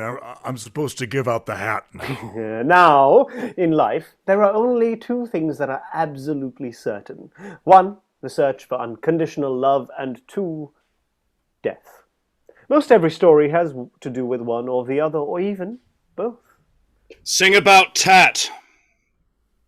What? Sing about my brother. We shall let the townsfolk decide, and that is what I offer you, good people of Tristan. The choice between a story of loss and love, and a story of love and loss. What will it be?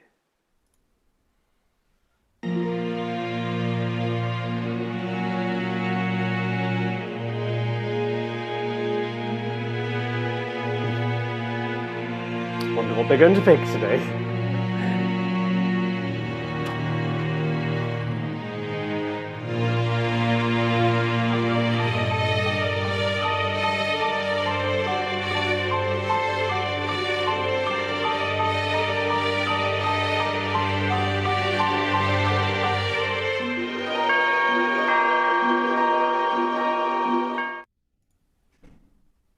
An excellent choice, my friends, for this story has to do with both.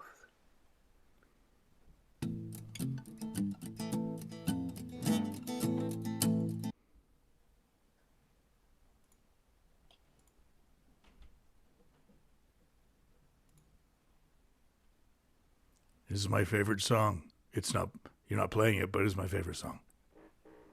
I'm about to play it. There's a lot of clicks in it.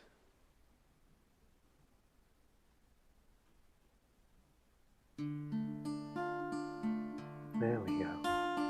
La-di-di-hey, it just went click. The fool and the man and the magic trick.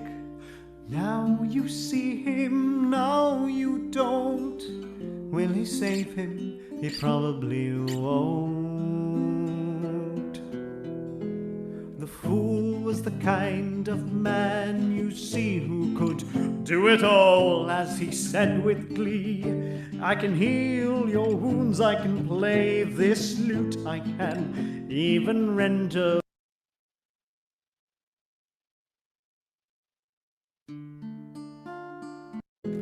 The fool, he probably won't. The fool was asked to take the lead, to find traps and disarm them with speed. There was surely great danger, oh, that much was clear. But the fool was a fool, and he would not hear. I can do it all, whatever you need. I'm a jack of all trades, and to serve is my creed. But as they encountered the traps deep inside, the fool realized that he probably lied. He was well in over his head, you see, with the man he loved so dearly. And then the poor fool and the man heard the kind that you hear in a magic trick. La-di-di-hey, it just went click. The fool and the man and the magic trick. Now you see him, now you don't. Will he save him? He probably won't. The man that he loved had no sense for his toes. He triggered the trap and he froze. The fool shouted out for the man to stop, but he cried out too late and he dropped. No scream left the man as he fell and died. The fool fell to his knees and cried. The fool is now a fool indeed, wandering wherever his music's in need. But he's just a shell of what he was before, and can't think of the man anymore. Every time that he does, he can't help but cry, thinking of how he killed with a lie. La-di-di-hey, it just went click. The fool and the man and the magic trick. Now you see him, now you don't. Will he save him? No, he won't.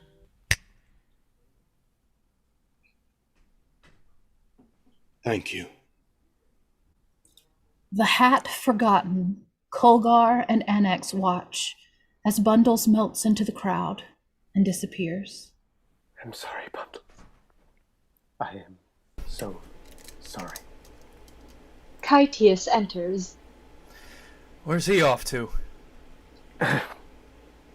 He'll be fine. He has a habit of showing up when he needs to. Oh, I almost forgot. Here's your portion of the loot we've received up until now. Oh, looks like you need it. Tough crowd. I'd say uncultured. He makes my heart hurt. Well, oh, hey, I hear you're off to get some leather armor, huh? We'll see. You never know. Scene 22. The Smithy. Annex made his way to the smithy. Could armor actually help him be that hero he once was, or rather claimed to be? Or would the armor just be a shell, covering the shell of the man he was? He wondered, if he was broken open, would there be anything left inside? Well, what can I do for you? Oh, good day, fine sir. I am in need of some armor. You came to the right place. I buy, sell, and make weapons and armor, and I'm the only blacksmith around for spans. Rumor has it you're the best. Well, I don't know about that. Gillian enters in haste. Gillian, what is it? I'm sorry to interrupt, but Wirt has gone missing. Wirt? Missing? Look, it's probably nothing, but I'll be back in a minute. Would you be so kind as to look after the shop? I won't be long. Of course. Take your time. Let's go, Gillian. Gillian and the blacksmith exit as Annex is left alone in the shop. Small towns. Hi, you're a stranger. Would you look after me shop?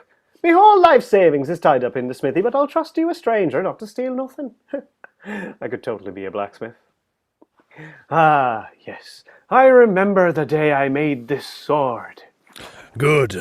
As per my message, I will need every last one. Oh, I'm sorry. I'm not the... Don't disappoint me. Never. And you are? Kit-Atan. You were expecting me? Of course, Mr. Kit-Atan. I never thought you'd come. Did you know that Kit-Atan is an anagram for... What? What is it an anagram for? A kit ant. And the stingers on those buggers is something deadly. Is it now? You don't look much like a blacksmith. Ah, but looks can be deceiving. Just ask my Aunt Jo. She's actually my Uncle Joe, and no one knew for the longest time. But they taught me everything I know about the smithy. I'll need some armor as well. But just you? Or maybe 1 or 2 more people? Or an army? How many in the army? Just me is fine. None of these chain shirts or studded leather. You want to look for any kind of weather. You want something that screams, hey Middle-earth, I have worth, and I look good, despite my girth. Something chic, but still unique, fashionable, and highlights physique. You want class, armor class. I'll make it look good, but it's got to save your ass. Something with sass, for you've got kills to amass. While looking good, that's armor class. And being a blacksmith myself, I know all the latest fashions, as blacksmiths do. From greaves to courgette, I've got you covered from era to function. Even the color, you and I have much to discover. One look at you, and I can tell you're a lover. Can your pants get much tighter? What am I saying? You want your arm more articulated, a part of you accentuated, or maybe those parts more exaggerated. It's not complicated. My imagination is stimulated. With my ideas incorporated, your enemies will be dominated. Oh, get your mind out of the gutter, you nutter. I've got some steel to melt, and that's not a euphemism, 'cause you have class. Armor class! You look so good, and it'll save your ass. It will have sass, with a certain panache. You'll look so good in my armor class. Dance break! All right, Mr. Guitar, time to put all those lessons, all those dance lessons to good use. Give me wings. A 1, a 2, a 3, 4, 5, 6, 7, 7, 8. And here comes the key change. 'Cause you'll have class, armor class. It will look good, and it'll save your ass. It will have sass, with a certain panache. You'll look so good, you'll look so fine, you'll look so grand in my armor class.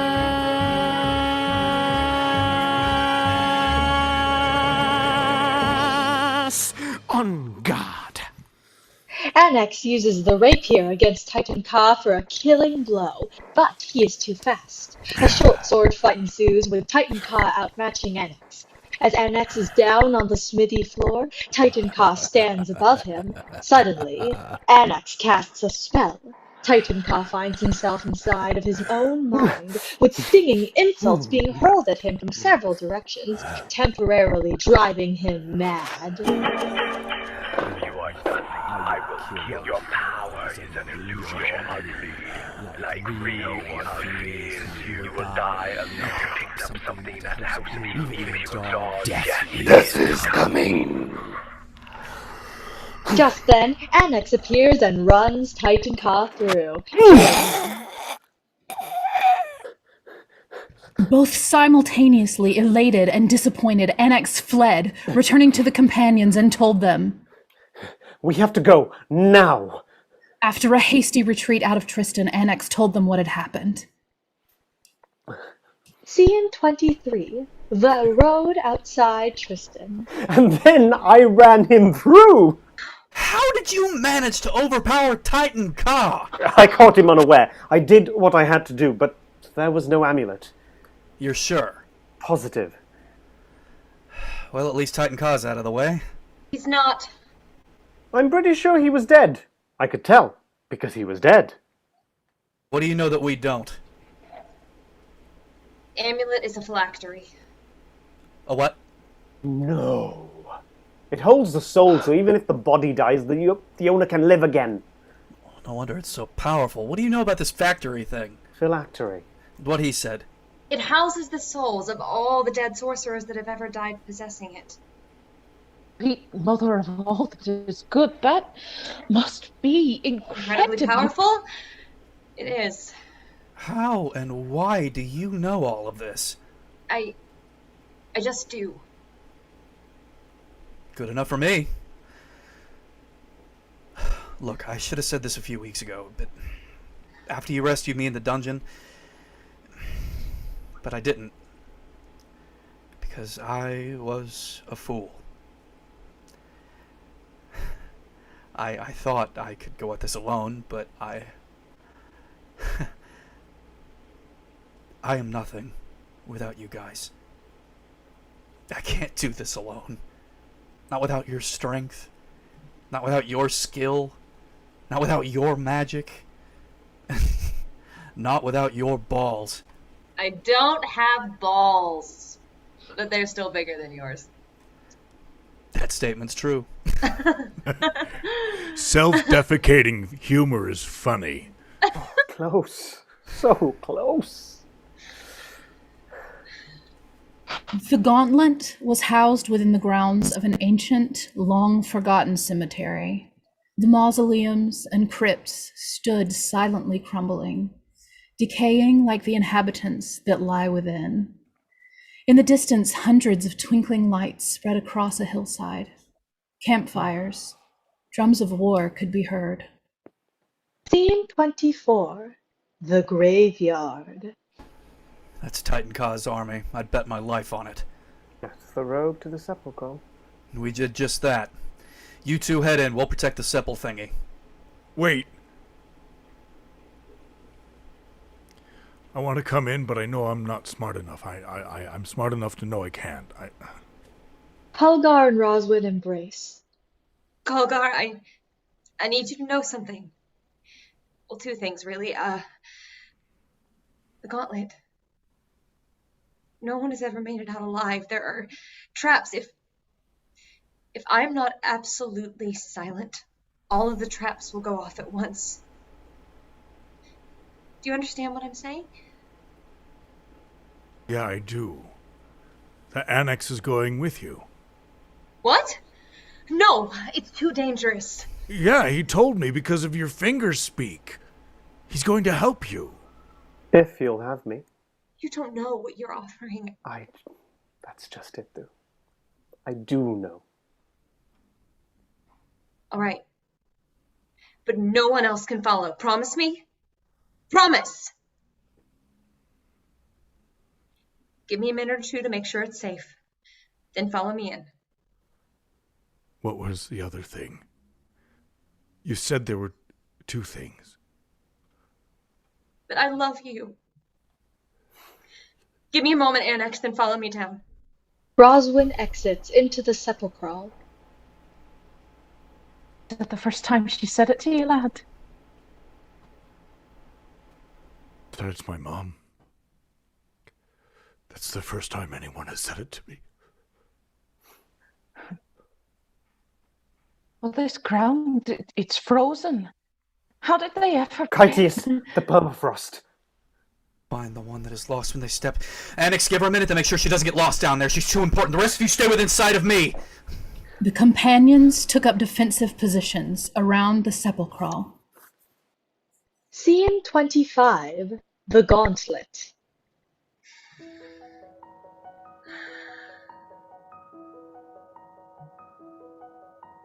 Why am I wanting you here? Here is my space, it is safe, and I'm tucked away. What is this longing for home? I thought I was safe, just living my one-man show. Now I reach to find your hand, falling deep, I'm torn. Do I try to let you in, or do I stay the course? Deep in this yearning I see myself, learning to try you on. All we always in hiding still. What am I fighting this for? Fear is what bleeds from the past. You are the part of my heart that I left on the floor. You are the more.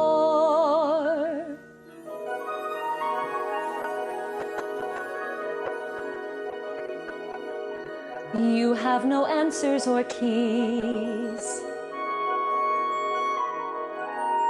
Nothing is missing, so why am I finding hope? Who is it I want to be? Someone who leads or someone who needs you now? Take me in, just let it go. I'm not what I used to be. I hold my own, now hold me too. With you I'm safe as me.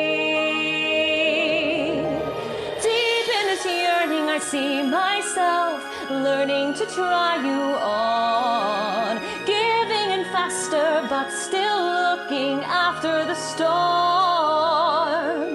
Fear is what bleeds from the past. You are the lighthouse that beckons me safely to shore. You are the more.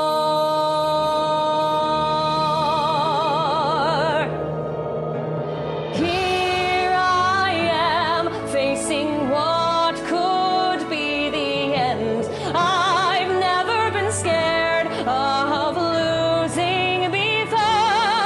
With nothing to lose, there is nothing to leave behind. No one to say goodbye. No reason to wonder why, but could there be more?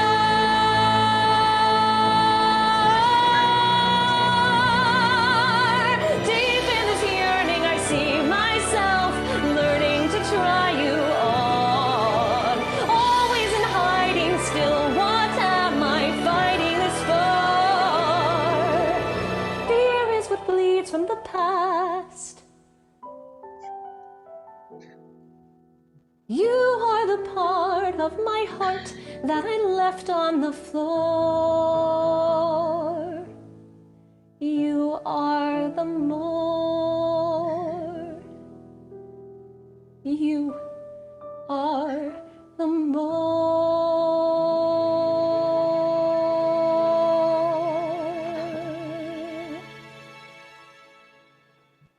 There's the sound of someone coming.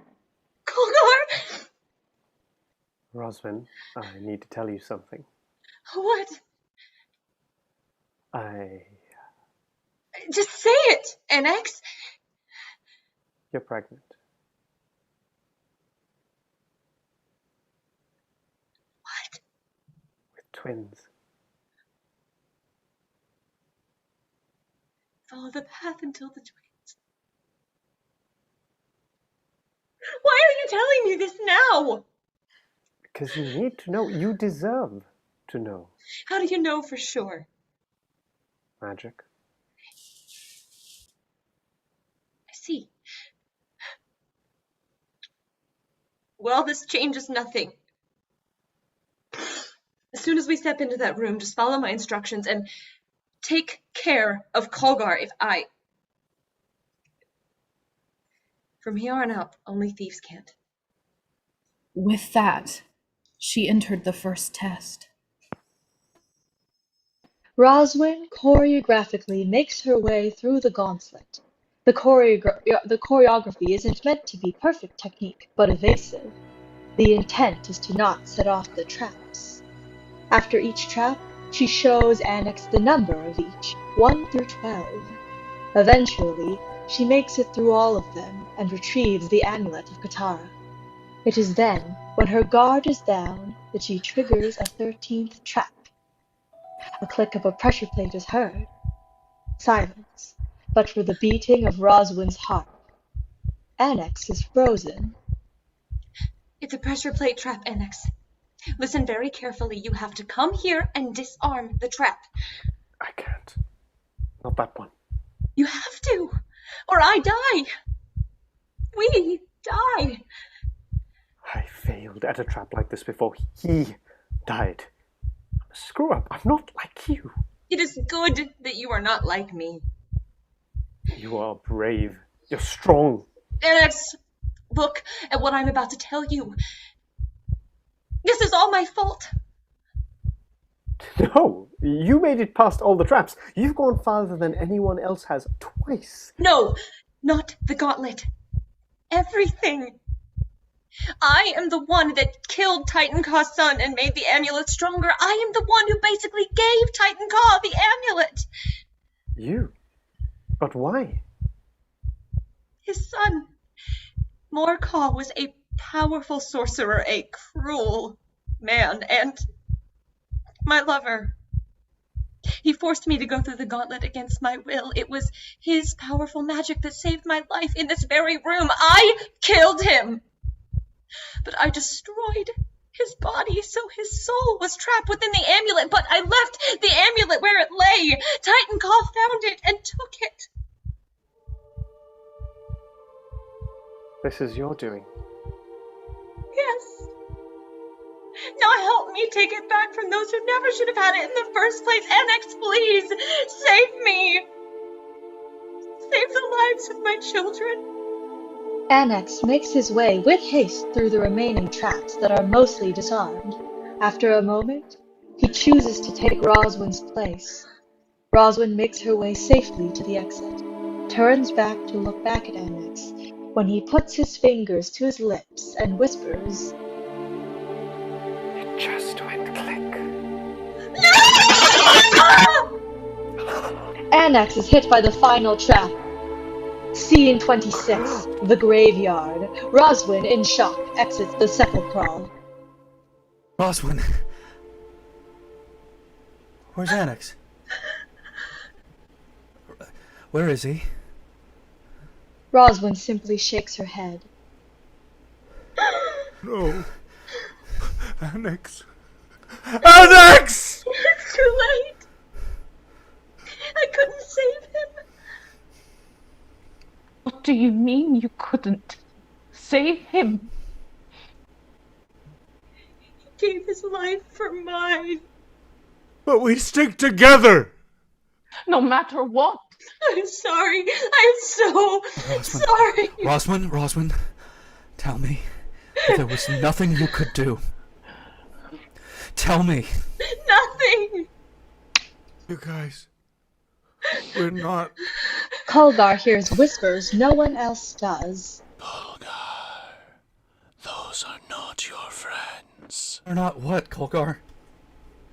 They hate you, Culgar. They fear you. Culgar? Culgar, they want you dead. No. No! Subdue them, Culgar. Show them that you are the strongest. Culver, with great speed, throws Eris to the ground, knocking the wind out of her. He then grabs Rhoswen so she can't move. Kytius, not wanting to hurt his friend, hesitates. Through the following scene, unintelligible whispers are heard, except for the name Culver. Oh, hey, easy does it, big guy. What's happening? Culgar, you're hurting me! Princess Erelise, such a pleasure to finally meet you. The caravan man has stepped out of the shadows and quickly holds Eris at sword point. Titan Ka enters, flanked by them both. Who knew it would be so easy to subdue the companions? I thought it would take far more, but leave it to Greymark here to come up with a plan. He was the one, after all, that planned the attack against you all those years ago, Princess. But sadly, you weren't around. What? There were 13 of us that night, Princess. Lucky number 13. Come on. Surely you didn't think I would only send 12? I've been waiting for this for a very long time. Put down the weapon, Kytius. There is nothing you can do. With a mere nod, Culver here will kill young Miss Rhoswen. He was always my favorite thrall. I'm happy to have him back under my control after all these years apart. He would rather die. And who would kill him? You, Rhoswen? Mind you, you have been known to kill your lovers in the past. Morcar deserves to die. Morcar was my son! Now, give me his final resting place. She doesn't.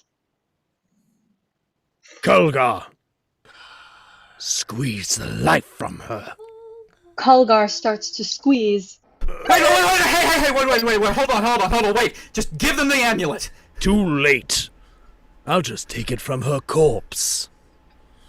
Samara, my boon was that you two was to follow my command until the day I die. Prove to me that you will do what I say. Kill Kytius Westwind. With that, Samara comes on strong. Kytius plays defense, looking for holes. There are none. Greymark, kill her. Can I make her suffer? Do with her what you will. I got what I came for. Greymark's sword pierces Eris's stomach. She gasps. That's a gut wound, my lady. You're already dead. You just don't know it yet. Hey, Greymark, I have 2 words for you. What? Murder punch. Murder punch? What's murder punch? You can't just interrupt someone during the big vengeance. That's not my name!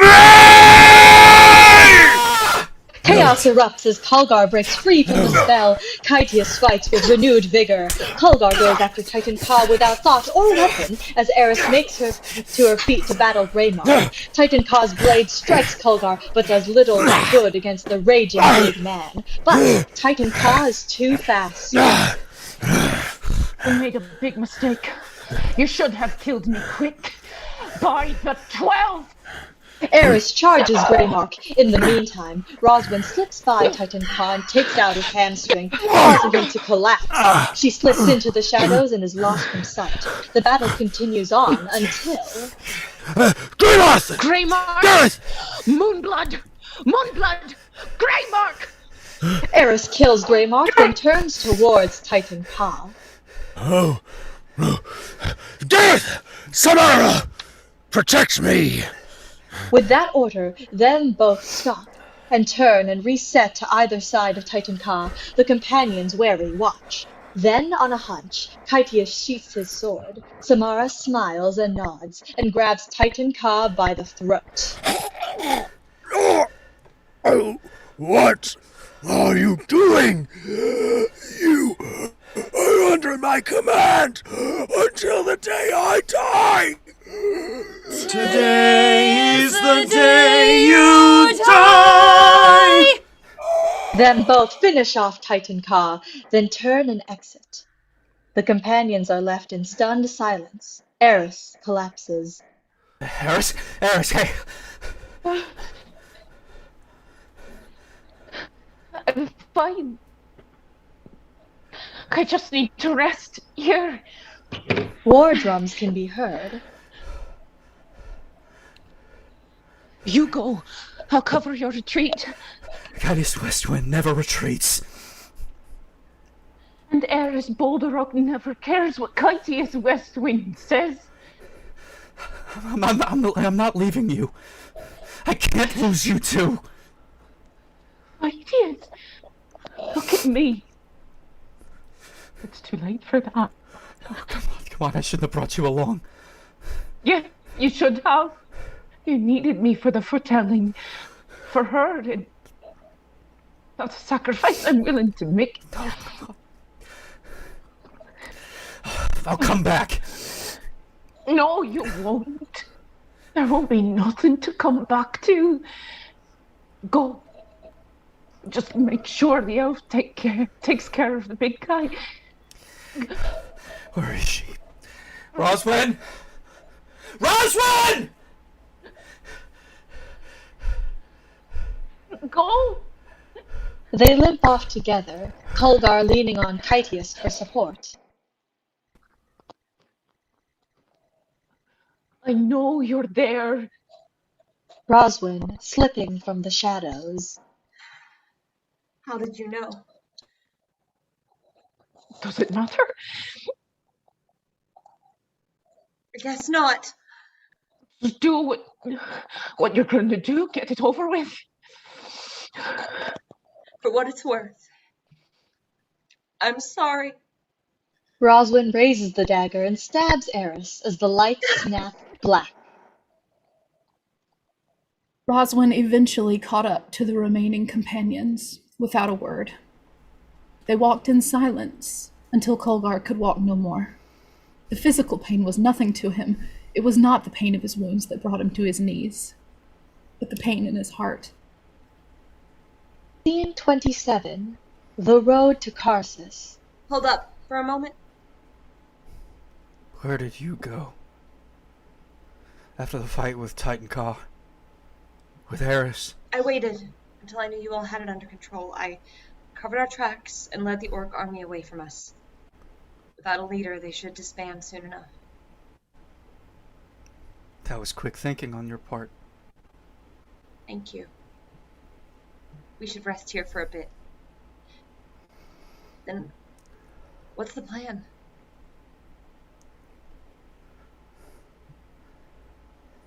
Home it is, then. The next weeks back to Karsus were a slow go. Their wounds healed over time, but the scars would stay forever. Along the way, they heard tales of dozens of marauding orcs laying waste to villages. Another about how 13 men had killed the infamous Titan Ka out of vengeance. While still another said that it was one lone dwarven fighter that had single-handedly defeated the orc army, her axe scything through the enemies like a crescent moon covered in deep crimson. Moonblood, they called it. Kytius had sent word ahead to Karsus of their imminent arrival with the amulet. A runner had returned with instructions to meet with a particular someone that would help smuggle them into the city. For Karsus was now on lockdown. There was something amiss within those walls, and Kytius was determined not to be taken unaware. Scene 28A. The Rough Ride Tavern. The steward is discovered alone, reading a large tome. Steward. How did I know it would be you? Her Majesty trusts me with her life. Tell me, the city's on lockdown. Why? The Queen is scared of the Whispermen. They're getting closer and closer to her. In fact, they've gravely wounded some visiting dignitaries not 3 nights past. That is why the city is under martial law. She doesn't know who to trust. Your arrival with the amulet could not have happened at a more opportune time. It's only a matter of time before they get to her. Now, if you would hand me the amulet. No. I'm sorry, steward, but this amulet does not leave my possession until I hand it directly to the Queen. It's not that I don't trust you. It's just I don't trust you. That sounded way cooler in my head. The Queen thought you might say that. The don't trust you part or the way cooler in my head part? I am instructed to secret you into the keep before sunrise on the morrow. I do hope you listen to instruction this time around. Kytius received his instructions and headed back to the remaining companions. Something here didn't seem right. But what was it? Upon his return to the companions, he simply stated, Tomorrow, we battle. As promised, the informant secreted the companions into the seemingly abandoned keep, their footsteps echoing down stark, empty hallways. Occasionally the sound of patrols could be heard in the distance. Scene 29. Inside the keep. The choke point. Here. I'll stay here. This is the closest we are going to get for a choke point leading into the throne room. If I'm gonna hold anyone off, this is the spot. I hate this. You know I hate splitting the party. Do you, though? Because you seem to do it a lot. Okay, it's actually more of a guideline than a rule. Oh, and hey, here. What's this? Your dagger. Take a closer look. Well, I'll be. You stole something from me, big guy. No, I didn't, I swear. Yeah, you did. And I don't want it back. She kisses Culver on the cheek and disappears into the shadows. Come on, we have to move. They exit. Scene 30. The throne room.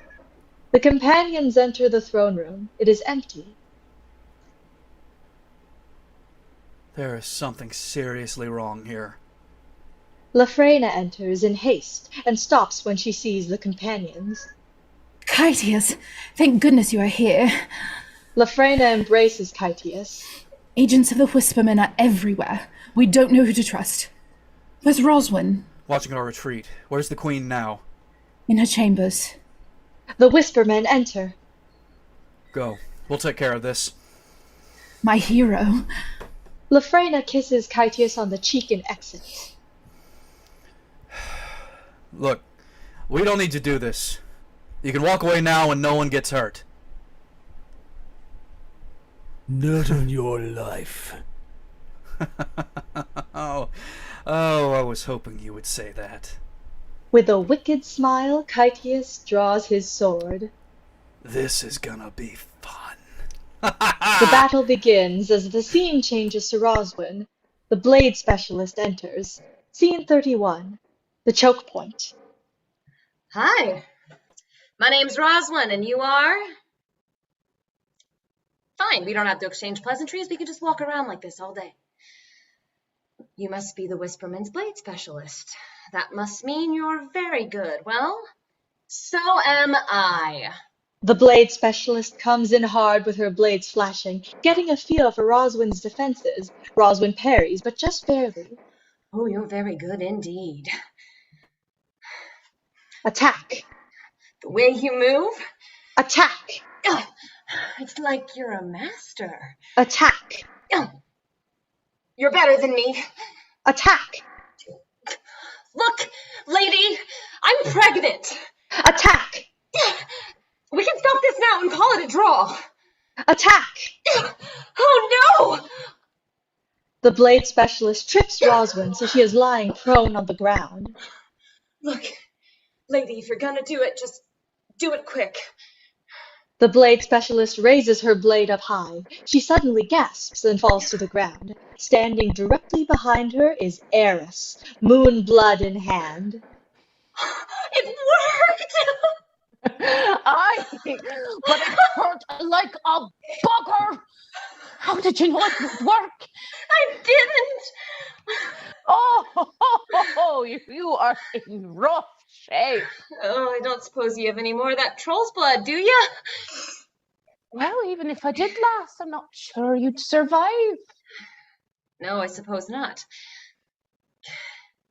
Oh, can you walk? I don't walk with my arm. Well, I had to ask. You elves are so fragile. Fragile? Wait, was that a joke? No. Yes. I kind of liked it. Well, let's go, fungus. Scene 32. keep hallway. They came upon Kytius and Culver, fighting for their lives. Covered in wounds, they fought tirelessly. Rhoswen had never seen something so dangerous and mesmerizing in all of her years. Kytius' skill paired with Culgar's brute strength. It was then that she realized she had never truly seen Kytius before. Not truly. His deadly dance spoke of all of his rage, his love, and his loss. Finally, the duo dispatched the remaining foes. By the 12. Eris! Kytius fell to his knees and wept. Meanwhile, another man made his way into the ruins of what was, his vision blurry through his own tears. It was there that Bundles started to dig. Scene 33D. The Queen's Antechamber. The companions make it to the Queen's antechamber, where she is surrounded. Help me, Kytius. There's been enough bloodshed this night, Your Majesty. Agreed. Good. I propose we do this the old-fashioned way. Their champion against our champion. One last and final fight to the death. They can choose anyone they like. Anyone they like? Very well. It shall be a magically binding agreement. Who speaks for you? Your sister used to, until he killed her. I will speak for her. NPC? You? Do you agree to our terms? I do. Choose me, Kytius. Are you sure, Colgar? Is this what you want? I fight for the companions. And I fight for all of Karsus. I suppose I shouldn't let my ego get in the way. I don't envy their champion. We choose you, Kytius Westwind. What? No. Hang on, I didn't mean... Should have chosen your words more carefully, Kytius. No, I won't! You must. How? When Lafrena hugged me. Kytius, I don't want to. I don't think I neither do I. Colgar, look at me. Murder punch. It's too late. The power of the amulet is too strong. Fight. The lights change. Kytius and Culver try and fight the magic, but it's impossible. Their attacks are clumsy at first. I can't fight it, Kytius! I know. I'm trying to think subdue. I know, big guy, me too. They attack each other with more finesse now. They come together. Kytius' blade pierces the side of Culver. Culver drags Kytius towards him, ignoring the wound that throws him to the ground. I'm sorry, my friend. Time stops. Sorshala, ethereal, steps forward. A bloody wound in her side. Sorshala? What's happening? You're hurt! We don't have much time, Kytius. Listen to me. This is the future I saw. What? For us to be together, Culver must die. No! This is why I told you you could not pay the price. Why I left you. You sealed his fate when you made your foretelling a prophecy. I wanted to save you from the pain of losing him, but the price must be paid. The price wasn't Annex. It wasn't Eris or Annex. It was Culver. Exactly. No, Sorshala, don't make me choose between you and him. No, I can't do it. I can't do it. I've lost too much already. I can't do it. You already have. What if I don't pay the price? A price must be paid. Sorshala, please.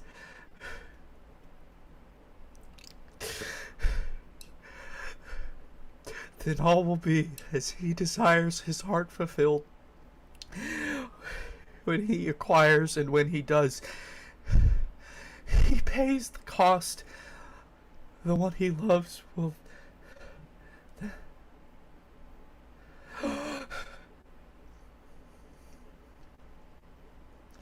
A price must be paid.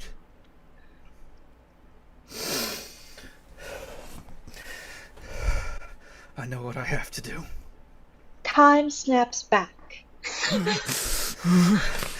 You don't have to die if I do. Oh. Oh!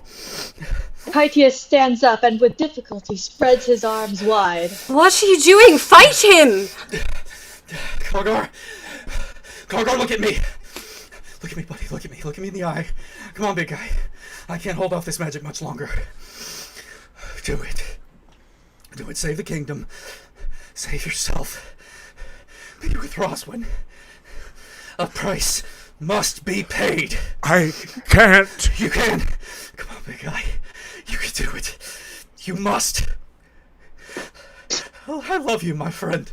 No! Culver runs Kytius through, and he is surprised and falls to the ground defeated. Culver is holding Kytius in his arms. We need a healer. He's been critically hit. No. Stay with me, Kytius.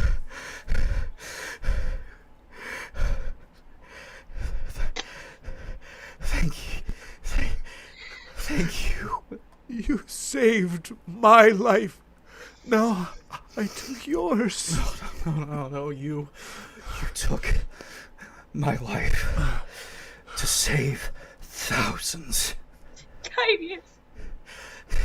Tell Sorshala. Thank you. You tell Sorshala. Some prices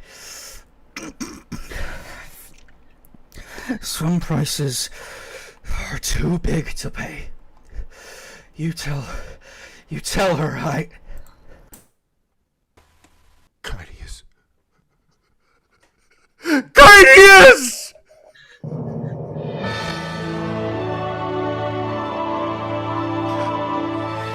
Kytius Westwind was laid to rest with his culture's traditional burial rites at the direction of his longtime friend and companion, Princess Aerylise Steadyrock of the Dwarven Kingdom. I hear the water calling you, calling your name, whispering, it's time to ascend and end your game, time to leave the world behind.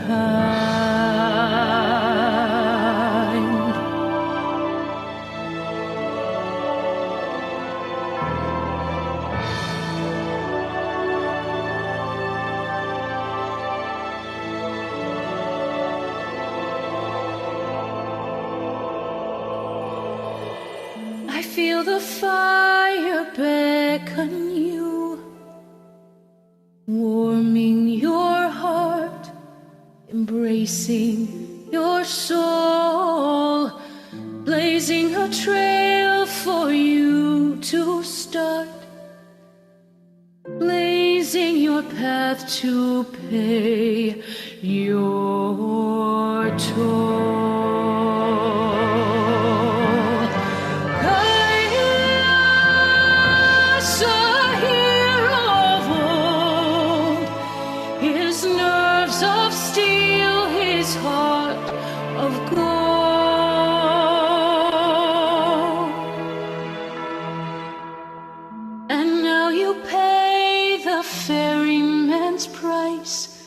Coins to be paid, shepherding your soul, cross to a place where you need no blade, across to a place where there's no dice to roll.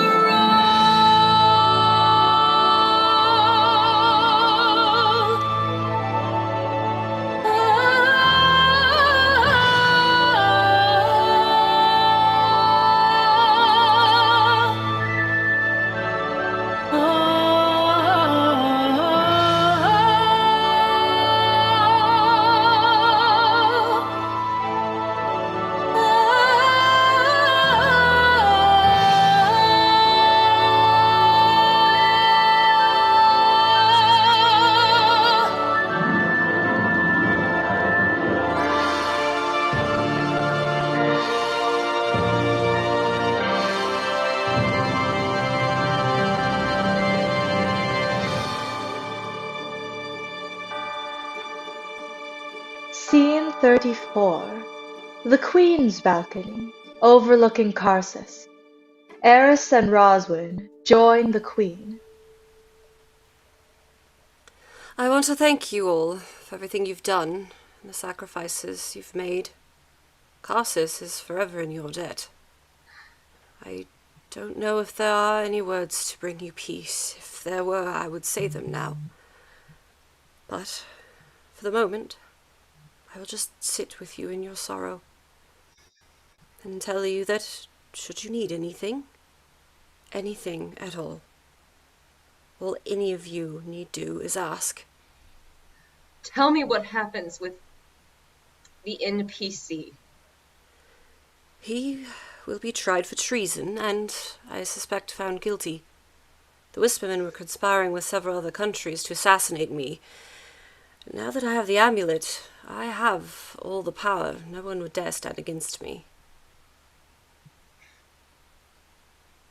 Bloody amulet. It's nothing but trouble. What will you do now? I have to head back to the Elven Kingdom and answer for a certain caravan. And you? We are going to take it easy for a while. Colgar's in rough shape. His wounds will need some time to heal.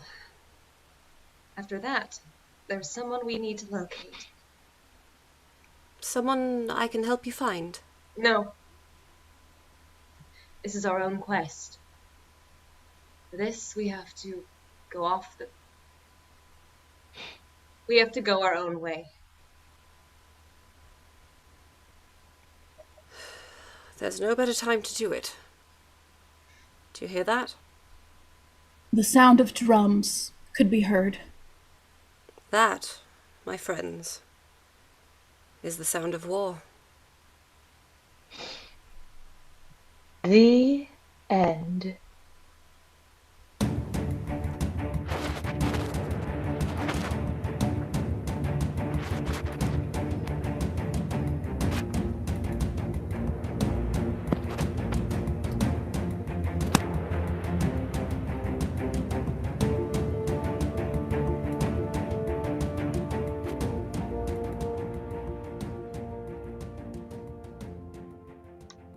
Scene 35E.